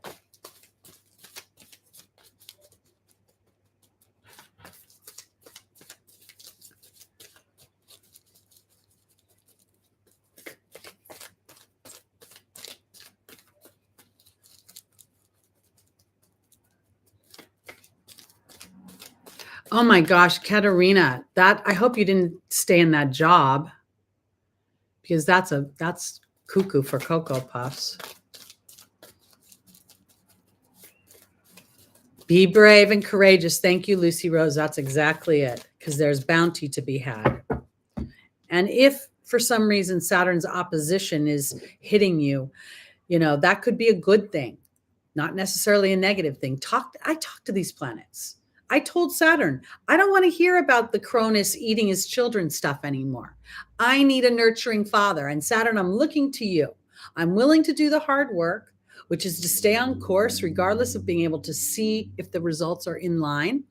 I'm going to trust. Our first angel is Azure. The second is Archangel Uriel. The third is Chantal.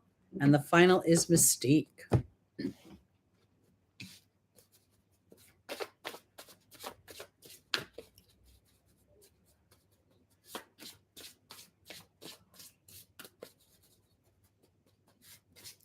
I totally talk to them. I'm like, Pluto, you're my friend. I know you're my friend. You're just blowing up structures. I honestly got to tell you, when I found out that almost every single one of my personal planets has been conjunct Pluto in my lifetime, I couldn't believe it. I thought, why didn't I die? I've never even been in the hospital. When I was a little teeny baby, I was hospitalized one time. I've never broken a bone, none of those things. And I believe that that's where I agreed in this lifetime to take not only, Pluto rules the occult. Pluto rules astrology on some level. I know so does Aquarius, but it rules the tarot cards. It rules off-center spirituality for these times. And so when I think about it, everything I experienced was Pluto pushing me to the deepest depths of what my psychological imprint has been. And with my parents specifically, my mother used to tell me all the time, I don't have to like you to love you. And I'd be like, that doesn't make any sense. How can you love someone you don't like? And then she'd beat me. And I was supposed to believe she loved me. I didn't believe her. And I haven't talked to her in 45 years. Okay. Azure is being joined by the Fear card. Archangel Uriel is being joined by the Fire Fairy. Chantal is being joined by the King. Wow. And Mystique is being joined by the Lady of the Lake. Wow, wow, wow. Oh, my bio mom is a piece of work. She recently called me on my birthday and went on for 5 minutes about how much she loves me. And yet she's never sent me a birthday card. She's never nurtured me in any way. And all I know is I felt the hook, she wanted something. I'm at this point, I'm a little bit, they may call me hardcore, but I'm not believing anybody's shifted until I see it. I'm not taking any words anymore. I want to see it in action. Okay, Leo, I think this is good. Okay. If you've experienced a little bit of challenges, there's probably squares going on as well, but I want to offer it this way. Azure is saying, your desired outcome will happen in the near future. Have patience and faith and don't try to force it. And then we have the Fear card. I'm not saying this is fear. Now I'm saying false evidence appearing real. I want you to start to think about this idea that, Leo, you rule the heart. You rule fun and entertainment and romance. And I feel as if this is exactly what you want. And you may be a little bit off about it. You may have been experiencing a little bit of the crankies or the feeling like these things aren't going to happen or they're not happening or my relationship feels stale. And I want to offer you this because if indeed we are going to be a tribe that listens to our thoughts and our thoughts are things, if I'm constantly thinking that things are dry and they're not working, am I not contributing? Is my frustration not contributing to my experience? Because Archangel Uriel is working with you right now on frustration, on anger, on any unforgiveness that you may be carrying into your present experience, because this can also not only represent bounty, it could represent family history. I just watched the whole Harry thing last night. Did you guys see the Harry thing on the interview? Because if you think about it, this could represent a monarch in some ways. It could represent traditional family money expectations. And here, Leo being frustrated, you're actually Spirit saying, no, no, no. Go to positivity. And I don't want to say positivity on top of negativity as much as, does this line of thought serve where I want to be? Because Chantal is offering love, and there's the king. So some of you may actually find a partner. There's that potential that you've been frustrated in love, and your frustration is blocking because you're only bringing in the same type of person.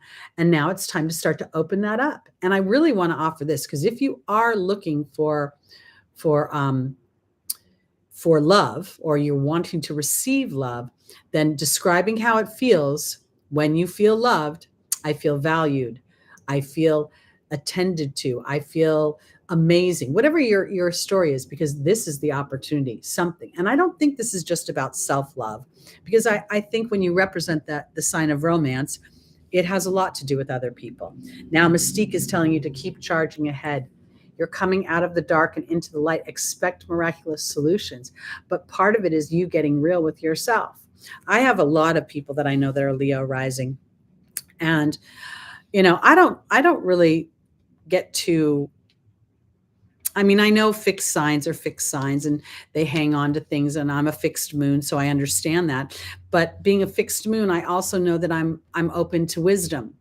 And so here, I think that what Spirit is saying is, in order to receive the bounty that Leo wants, your frustration is participating in blocking it.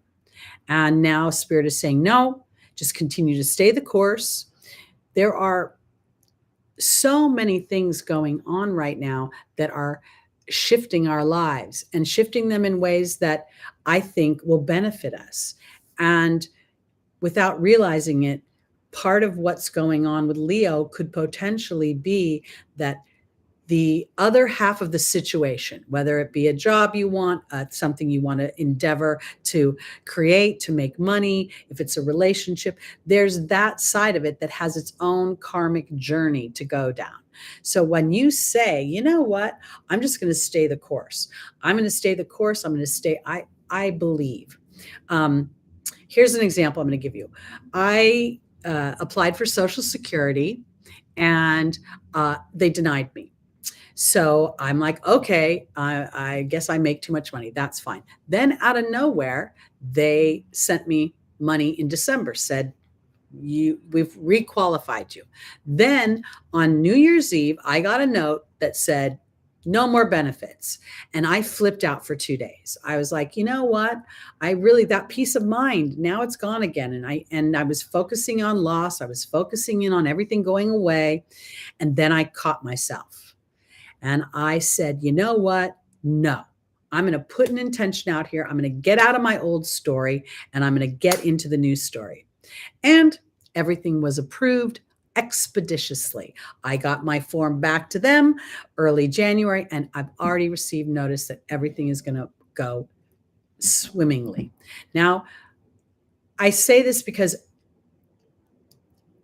I'm taking responsibility for, I could have gone down the, oh no, here we go again, everything sucks. Or I could go down the line saying, in this moment, is this speed bump requiring me to dig deeper into whether I'm truly aligned to what I want, or whether yes or no? And in this case, I was like, I'm aligned to those resources coming to me. And I really did just forget about it. And when I did think about it, I had sort of a positive expectation. And these are the experiences that allow me to understand why I take a dip sometimes, why I go into fear. Because Leo, it's okay. It's okay to go into a dip. Just don't stay there. Go back into that idea. Well, what if this is now, and what if things are changing? What if there's something happening out here that I can't see with my eyes? Because your desired outcome will happen in the near future. And keep charging ahead, because this is a process. It's not happened just yet. And part of it is, if you're roaring If you're pissed, you are slowing it down. And I want to offer this too, because if it is a relationship that you want, I think the quality of the relationship is super important. So if there's been a stutter, spirit could be actually saving you from something, meaning your inner being knows what your soul has contracted for in this lifetime, and it's holding space for that as we wobble in this human experience. Yes, everything is always, I say that a lot, everything's always working out for me. And then, the funniest thing, when I listen to Abraham, I hear Abraham, or I hear Esther now using my own verbiage. And I'm like, oh my gosh, I feel like I'm being validated that Abraham works with me too. And Abraham even says the energy works with many people. We just only identify it with Esther because she's got the biggest platform. All right. Here we go, on to our Virgos. Rising, moon, sun, and stelliums. The Cup of Love. This is the Knight of Cups. And it's interesting to me because I always get this sort of mercurial energy with this character. I see the Pisces, little fishies, but then I see those wings on his helmet. And I almost start to feel like there's a little bit of a prance here going on.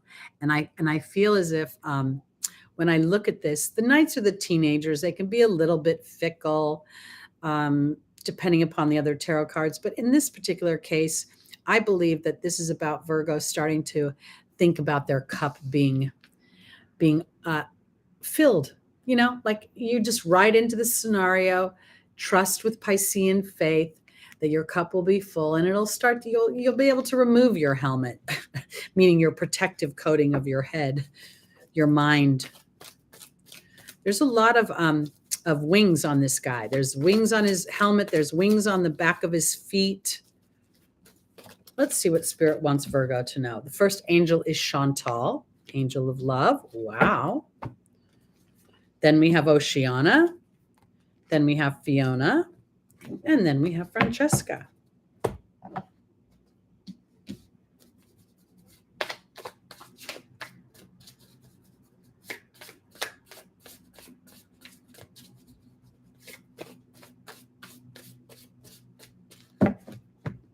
Chantal is being joined by partnership. Wow, Virgo. Oceana is being joined by focus. Fiona is being joined by the dog. And Francesca is being joined by the Lady of the Lake. All right, Virgo, this is what I'm going to say, because this is an interesting energy to me. It almost makes me feel as if it's time for Virgo to allow for a space where love comes into your life. And I could go to partnership, but I kind of want to put it in two lanes, because it could be partnership, but I also think it could be partnership with you and what you love and what you want. Hey, Les, great to see you. Welcome back. Chantal absolutely represents we're on the cups. We're long past the Seven of Wands. We've been there, and now Virgo, we're here. Okay, partnership, romance. But I want to offer it this way, because I feel like there is, when I go to this, the final position is what do you visualize, and then coming into awareness of your truth. Because I don't know with this ending that I think it's about being in a partnership. I think what it's about is, for some of you, it may be partnership, but for some of you, it may be partnership into coming into alignment with what you love about you and about your life and what you want to move forward with.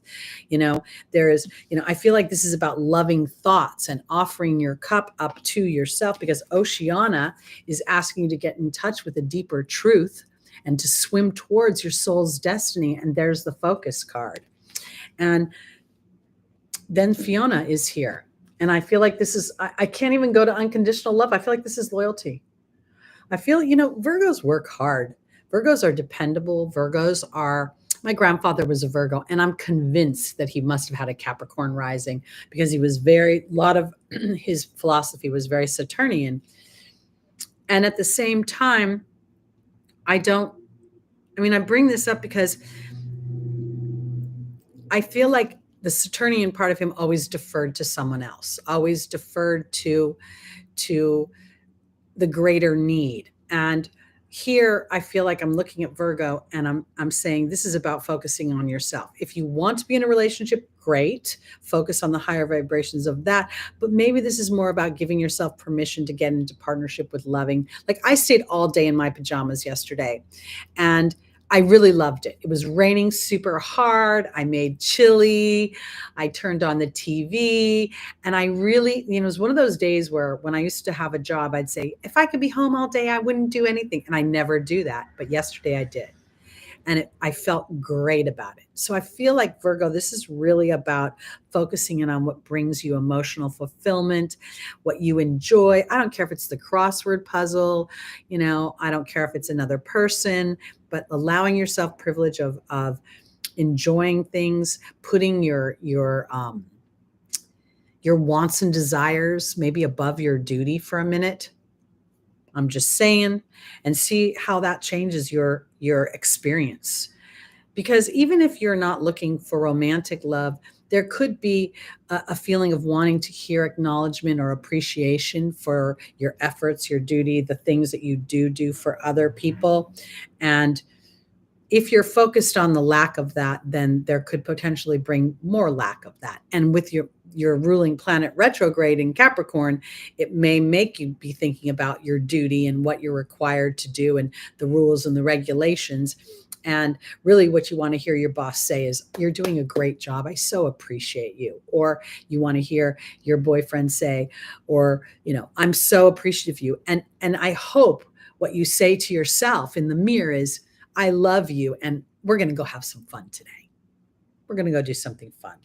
Because when we get into a pattern of always working for others, we don't know how to stop. It gets hard because we don't know what to do with ourselves. So on our day off, we do our laundry, we clean our toilets, we become this routine of work. And sometimes we just got to say, let it lie. That's where I'm going. All right.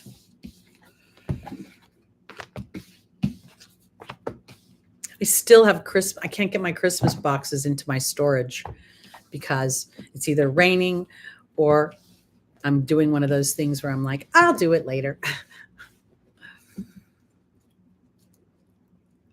I think I agree, Jules. Lucky and I have been really enjoying, I don't know if you can see him there. We've been enjoying the rainy days. He's been a little love bug lately, I got to tell you. And I enjoy spending time with him. Those kind of things. I want Virgo to spend time with your pets. If that's who you love. They're easy to love. All right. Libra. Here we go. Libra, choices. Every choice has its good news, its bad news, and there's indecision. I don't know what to do. That's what this guy's doing. He's in the dark. He's contemplating things there's no clear-cut answer. Let's see.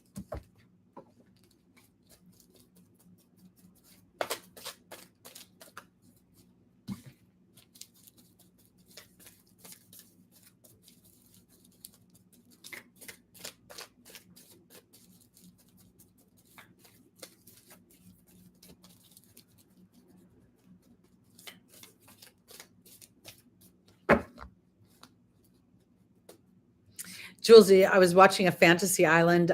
It airs, I don't know what day it is, but it was a couple episodes ago. They started a new season, and a gal brought her cat to Fantasy Island because she didn't know if her cat loved her and turned the cat into a human.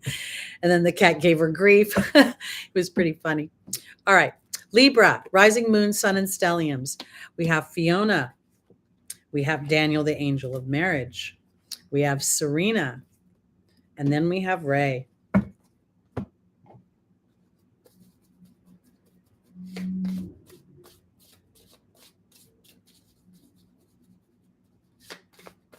Lucky is an Aries moon, and he cuddles, when he wants to. There's times when he doesn't want to, but my Aries rising has dominated him. I'm like, if I want to love you, you must love me. Oh, All right, Libra. Fiona is being joined by the Goblin. Daniel's being joined by the Movement card. Serena's being joined by the Disruption card. And Ray is being joined by the Abundance card. Okay. The Seven of Cups is a challenging card because there is no clear-cut answer. The thing that's easiest for me to demonstrate is when we see the victory wreath, we see the skull on the face of the cup.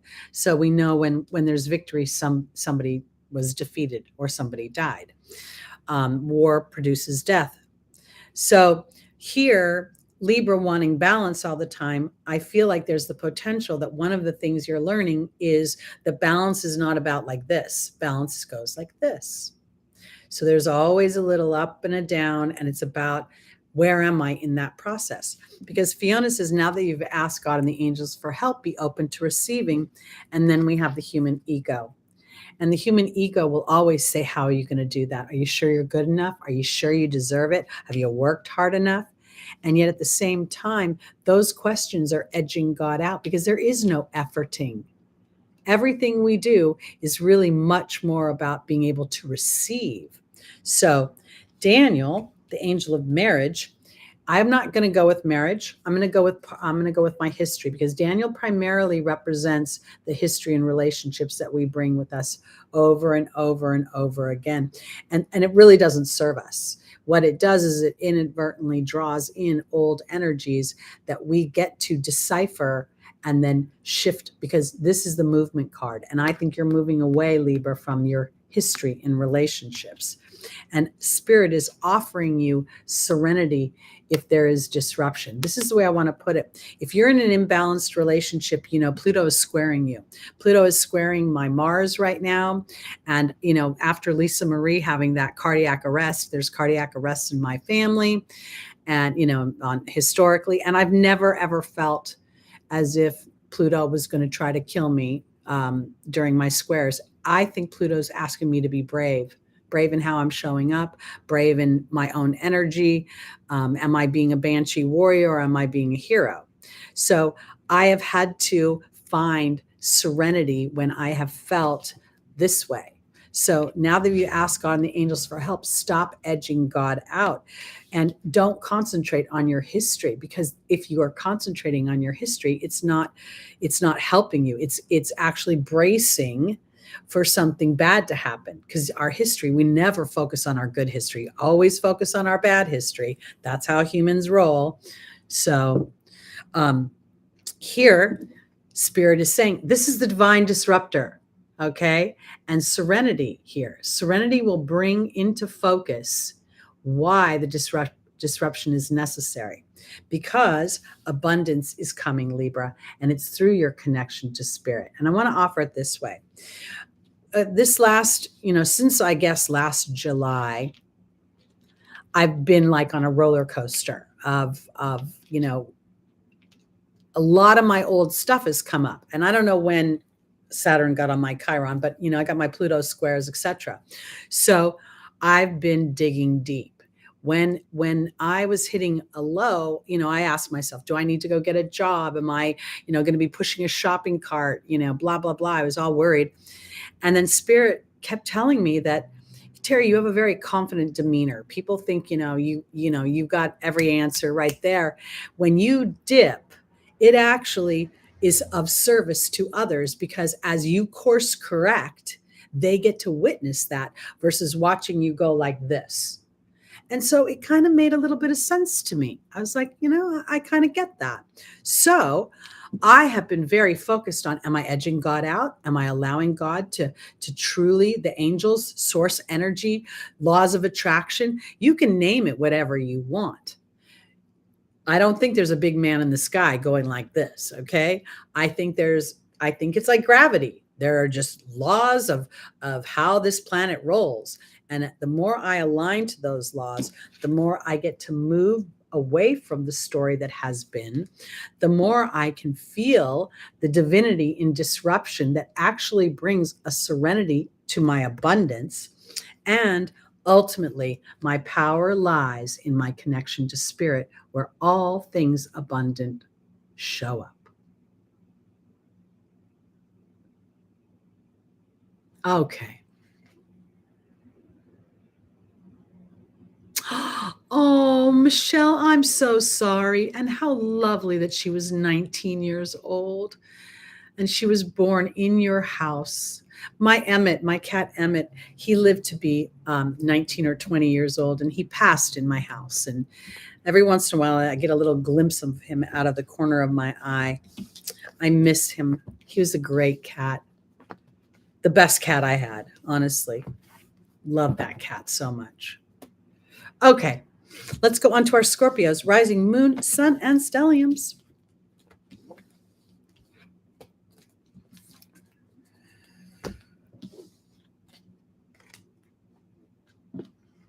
All right, Scorpio, this is celebration. It's also a sense of wisdom. There are phases in life, and this particular card represents the three phases of the feminine.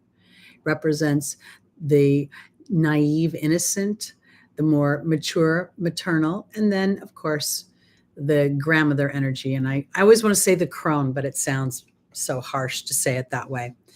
But I want to offer it this way because I believe that what this card is really talking about is the wisdom garnished through reflective energies and a willingness to dig deep into my psychological imprint. It's not about judging it, it's about allowing it to be the platform for manifestation and understanding that in order to manifest succinctly or with prowess, I get to know what my psychological imprint is, but I don't need to focus on it. Like going back to your childhood, and I don't ever think about my real mom.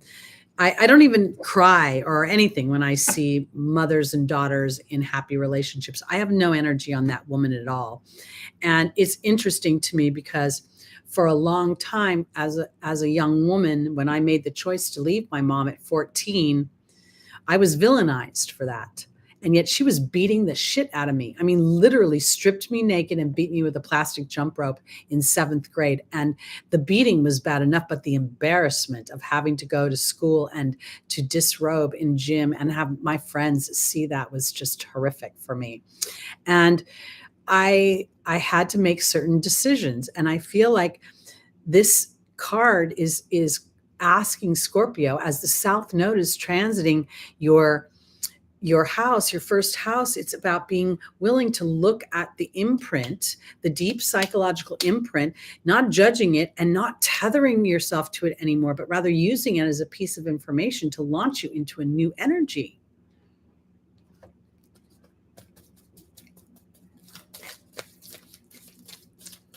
I don't know why I picked that mother of mine. I don't have any clue. I can only imagine. I honestly think that my mom was a slave owner in a past life, and I think I was her slave because she's never, I mean, the minute I could walk, she was like ordering me around to be her little butler. And that just got worse and worse and worse until I couldn't take it anymore. Okay, Scorpio, patience is our first angel. The second is Archangel Michael. The third is Caressa. And the final is Francesca. I also want to say this, okay? Well, I don't have any love whatsoever for my biological or any of the mothers that I've had in my life because nobody was really balanced energy. It did propel me. It did compel me, and it gave me a tenacity to understand and to look. So in that way, I can find appreciation because somewhere along the line, Scorpio, Spirit is encouraging you. I say this so lovingly. If you're in your own way, they're wanting you to get out of your own way. Stephen, there wasn't Child Protective Services when I was a kid. There was not. Okay. Patience is with the frog. Archangel Michael is with the Trust card. Caressa is with the Queen. And Francesca is the bee. I want to offer this. I think for my Scorpios, this is a beautiful energy because I think that there's wisdom to be garnished here. I feel as if you've experienced anything that is been unfortunate or distasteful, or there's been any sort of loss as a result of this transit, that you being willing to look at the vibration with which that original dynamic was groomed upon. So for me, I've got Mercury in Scorpio, I've got Neptune in Scorpio, I've got my power of fortune in Scorpio. I thought, oh God, I'm going to go to the poor farm during this transit. And 19 years ago, it was really a hard transit for me. And I had to remind myself that in 19 years, I'm not the same person. I've grown tremendously. My focus is. And so if people have, or things have gone away, am I experiencing loss, or am I experiencing the ascension of my vibration to a new place?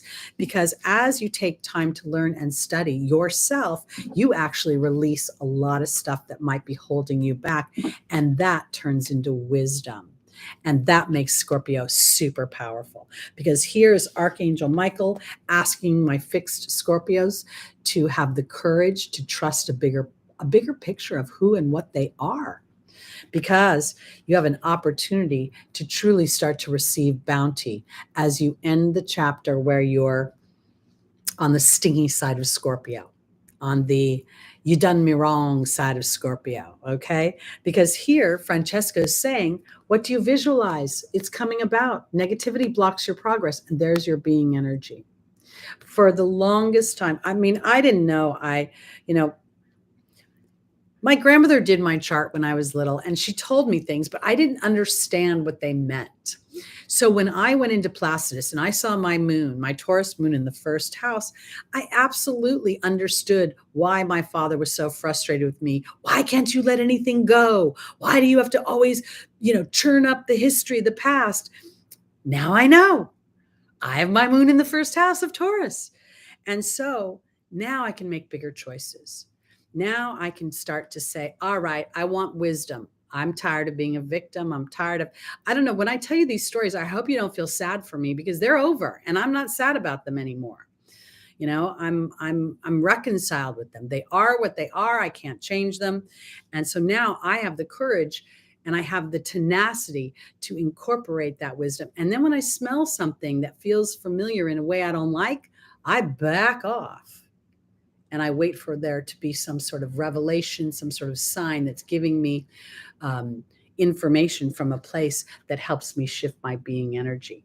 The Scorpio energy, I believe that the South Node is a very spiritual sign. When we look to our past lives, we look to the South Node to see what we're used to, what we are familiar with. So I don't always want to just say it's about loss and destruction. I want to say it's about the spiritual side of things. And when I look at Scorpio, am I giving my power up to somebody? Am I giving my power up to the information I receive on the telly? Am I giving up my power to somebody because, I feel like, oh, they're safe. They're paying the bills for me. There's a little bit of a coming to the truth here, and about being willing not to villainize it and not to push it into a dark place, but rather to transform it. And I think that you have the capability to do that. I can't help but think, Chip Gaines of Joanna and Chip Gaines, Fixer Upper, HGTV, is a Scorpio sun. And he's been experiencing the South Node. And while that's been going on, his ruling planet Pluto has made him a millionaire. He and his wife have opened their own network. Their business has continued to grow and to branch out in ways that they never could have conceived in their early part of their marriage. So this is an opportunity for Scorpio. What side are you going to fall on? Are you going to go down the dark path of loss, or are you going to use that South Node to let what has not served you step aside, and what does serve you rise you up? Because your being energy, as you shift that, will give you the opportunity to celebrate your wisdom and to feel the bounty of it. And when I say bounty, I mean money, resources. I'm actually even considering buying a lottery ticket because my vibration is shifting. I'm thinking, maybe I will win the lottery. Maybe I will. I haven't bought one yet, though. All right. Let's go to our final sign, Sagittarius. Yeah. Okay. 5 of Wands.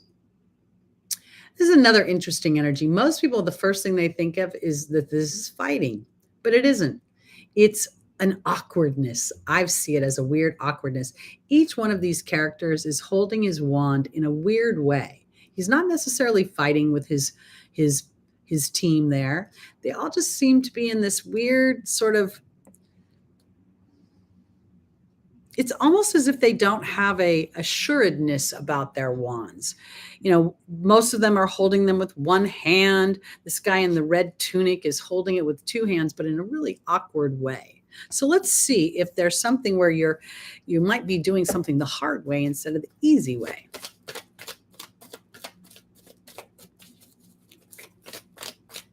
And as I said that, I thought, oh, am I trying to think my way out of this? And spirit needs to inspire something.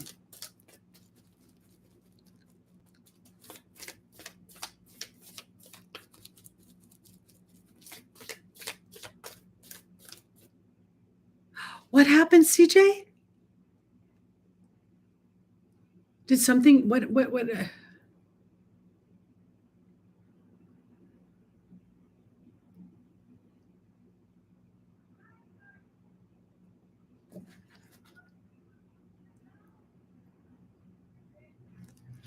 I don't know. Did you lose your sister, CJ? Did she pass? Oh, okay. I started to, because I got to tell you, ever since I did that first full moon in Cancer video, and I never, really predict death, but I really felt like a female icon that we all know was going to pass. And then when it was Christy McVie passed, I thought, oh, maybe it's her. But now I really think it was Lisa, because Lisa Marie is an icon and was from, anyway. All right. Sagittarius, 5 of Wands is being joined by Akasha, the teacher. There's Francesca. There's Grace and Antoinette. And there is Ray.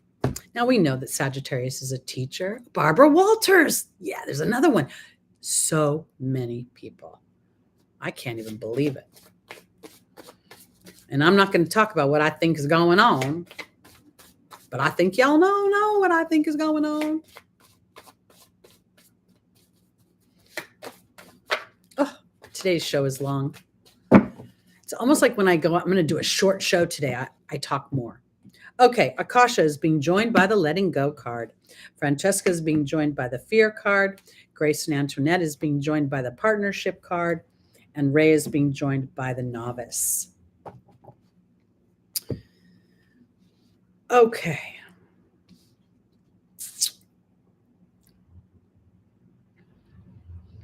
I want to offer it this way. For my Sagittarius, is when I look at that 5, I almost feel like, yeah. I want to offer it this way. Sagittarius, you rule the angelic realm. You rule the questions. Who am I? Why am I here? What is this all about? It's huge. It's really, the trauma that is suffered in the 8th house changes our beliefs when we get into the 9th house. The 9th house represents justice. It represents the Supreme Court. It represents masters and PhDs and really higher thinking. And I believe that what you're learning is not to let it go, meaning like, letting go the traditional way, but this is about fear. I think this is about, in some respects, the Letting Go card is the 44. It's the master builder number for me. It's where I'm actually building in the material world. And while Sagittarius is a teacher, here I think there's a possibility that your own personal gifts are being awoken, being nurtured, being blossoming within you as you become more aware of the fears that have held you back, but that aren't devastating, that have made you potentially awkward or feeling awkward in how you're holding your energy. Because Francesca is saying, what do you visualize right now? And there is the fear card. And in this time, it's easy to be fear-based. It's easy to feel fear. And I feel almost as if resources have not revealed themselves yet, or if job opportunities have not revealed themselves, if relationships have not revealed themselves, then your willingness to be taught where your fears are uh, maybe unconsciously holding you back or making you show up in a way that is not as efficient as you could be. Sometimes, there were certain jobs when I was in Hollywood that I wanted. And I remember I was a half hour girl. I used to be in sitcoms, and sitcoms were kind of dying, and 1 hours like ER and other shows were becoming much more prevalent. And I remember going into an interview and feeling not good about myself, feeling like I was walking into a foreign land. And it was reflective in how I showed up. I was awkward through the whole interview. Now, normally I would go into a job and not have skills, and I feel very confident that I could do anything. But for some reason, in this particular case, I wanted that job, and I just felt like all the rules I'd heard outside myself were telling me they wouldn't pick me.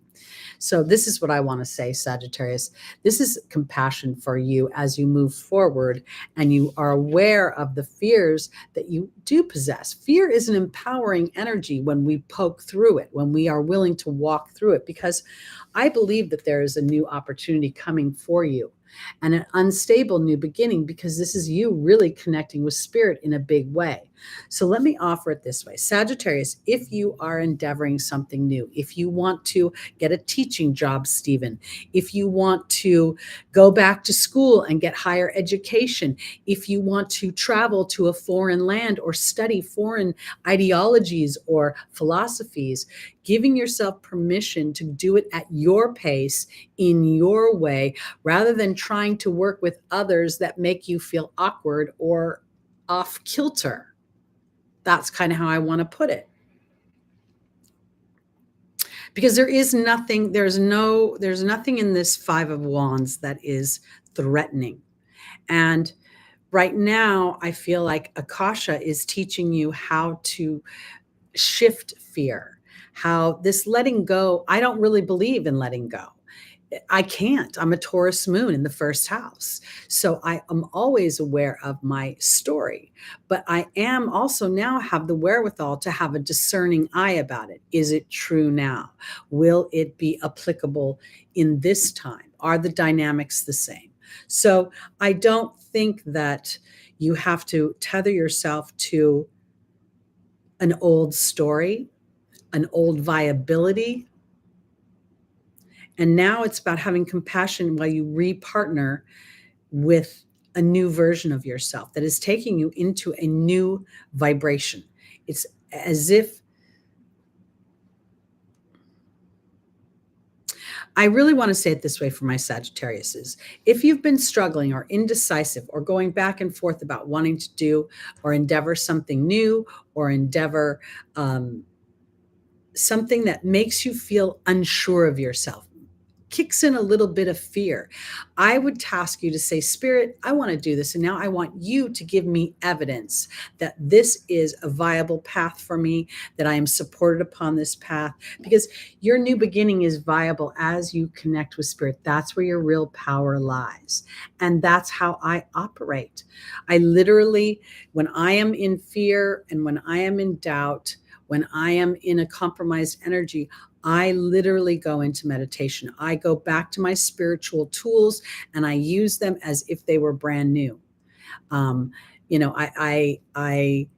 then task Spirit to confirm this energy, to show me that I'm in a human illusion and that I am much more powerful as I unravel what has been given to me and birth what I know intuitively.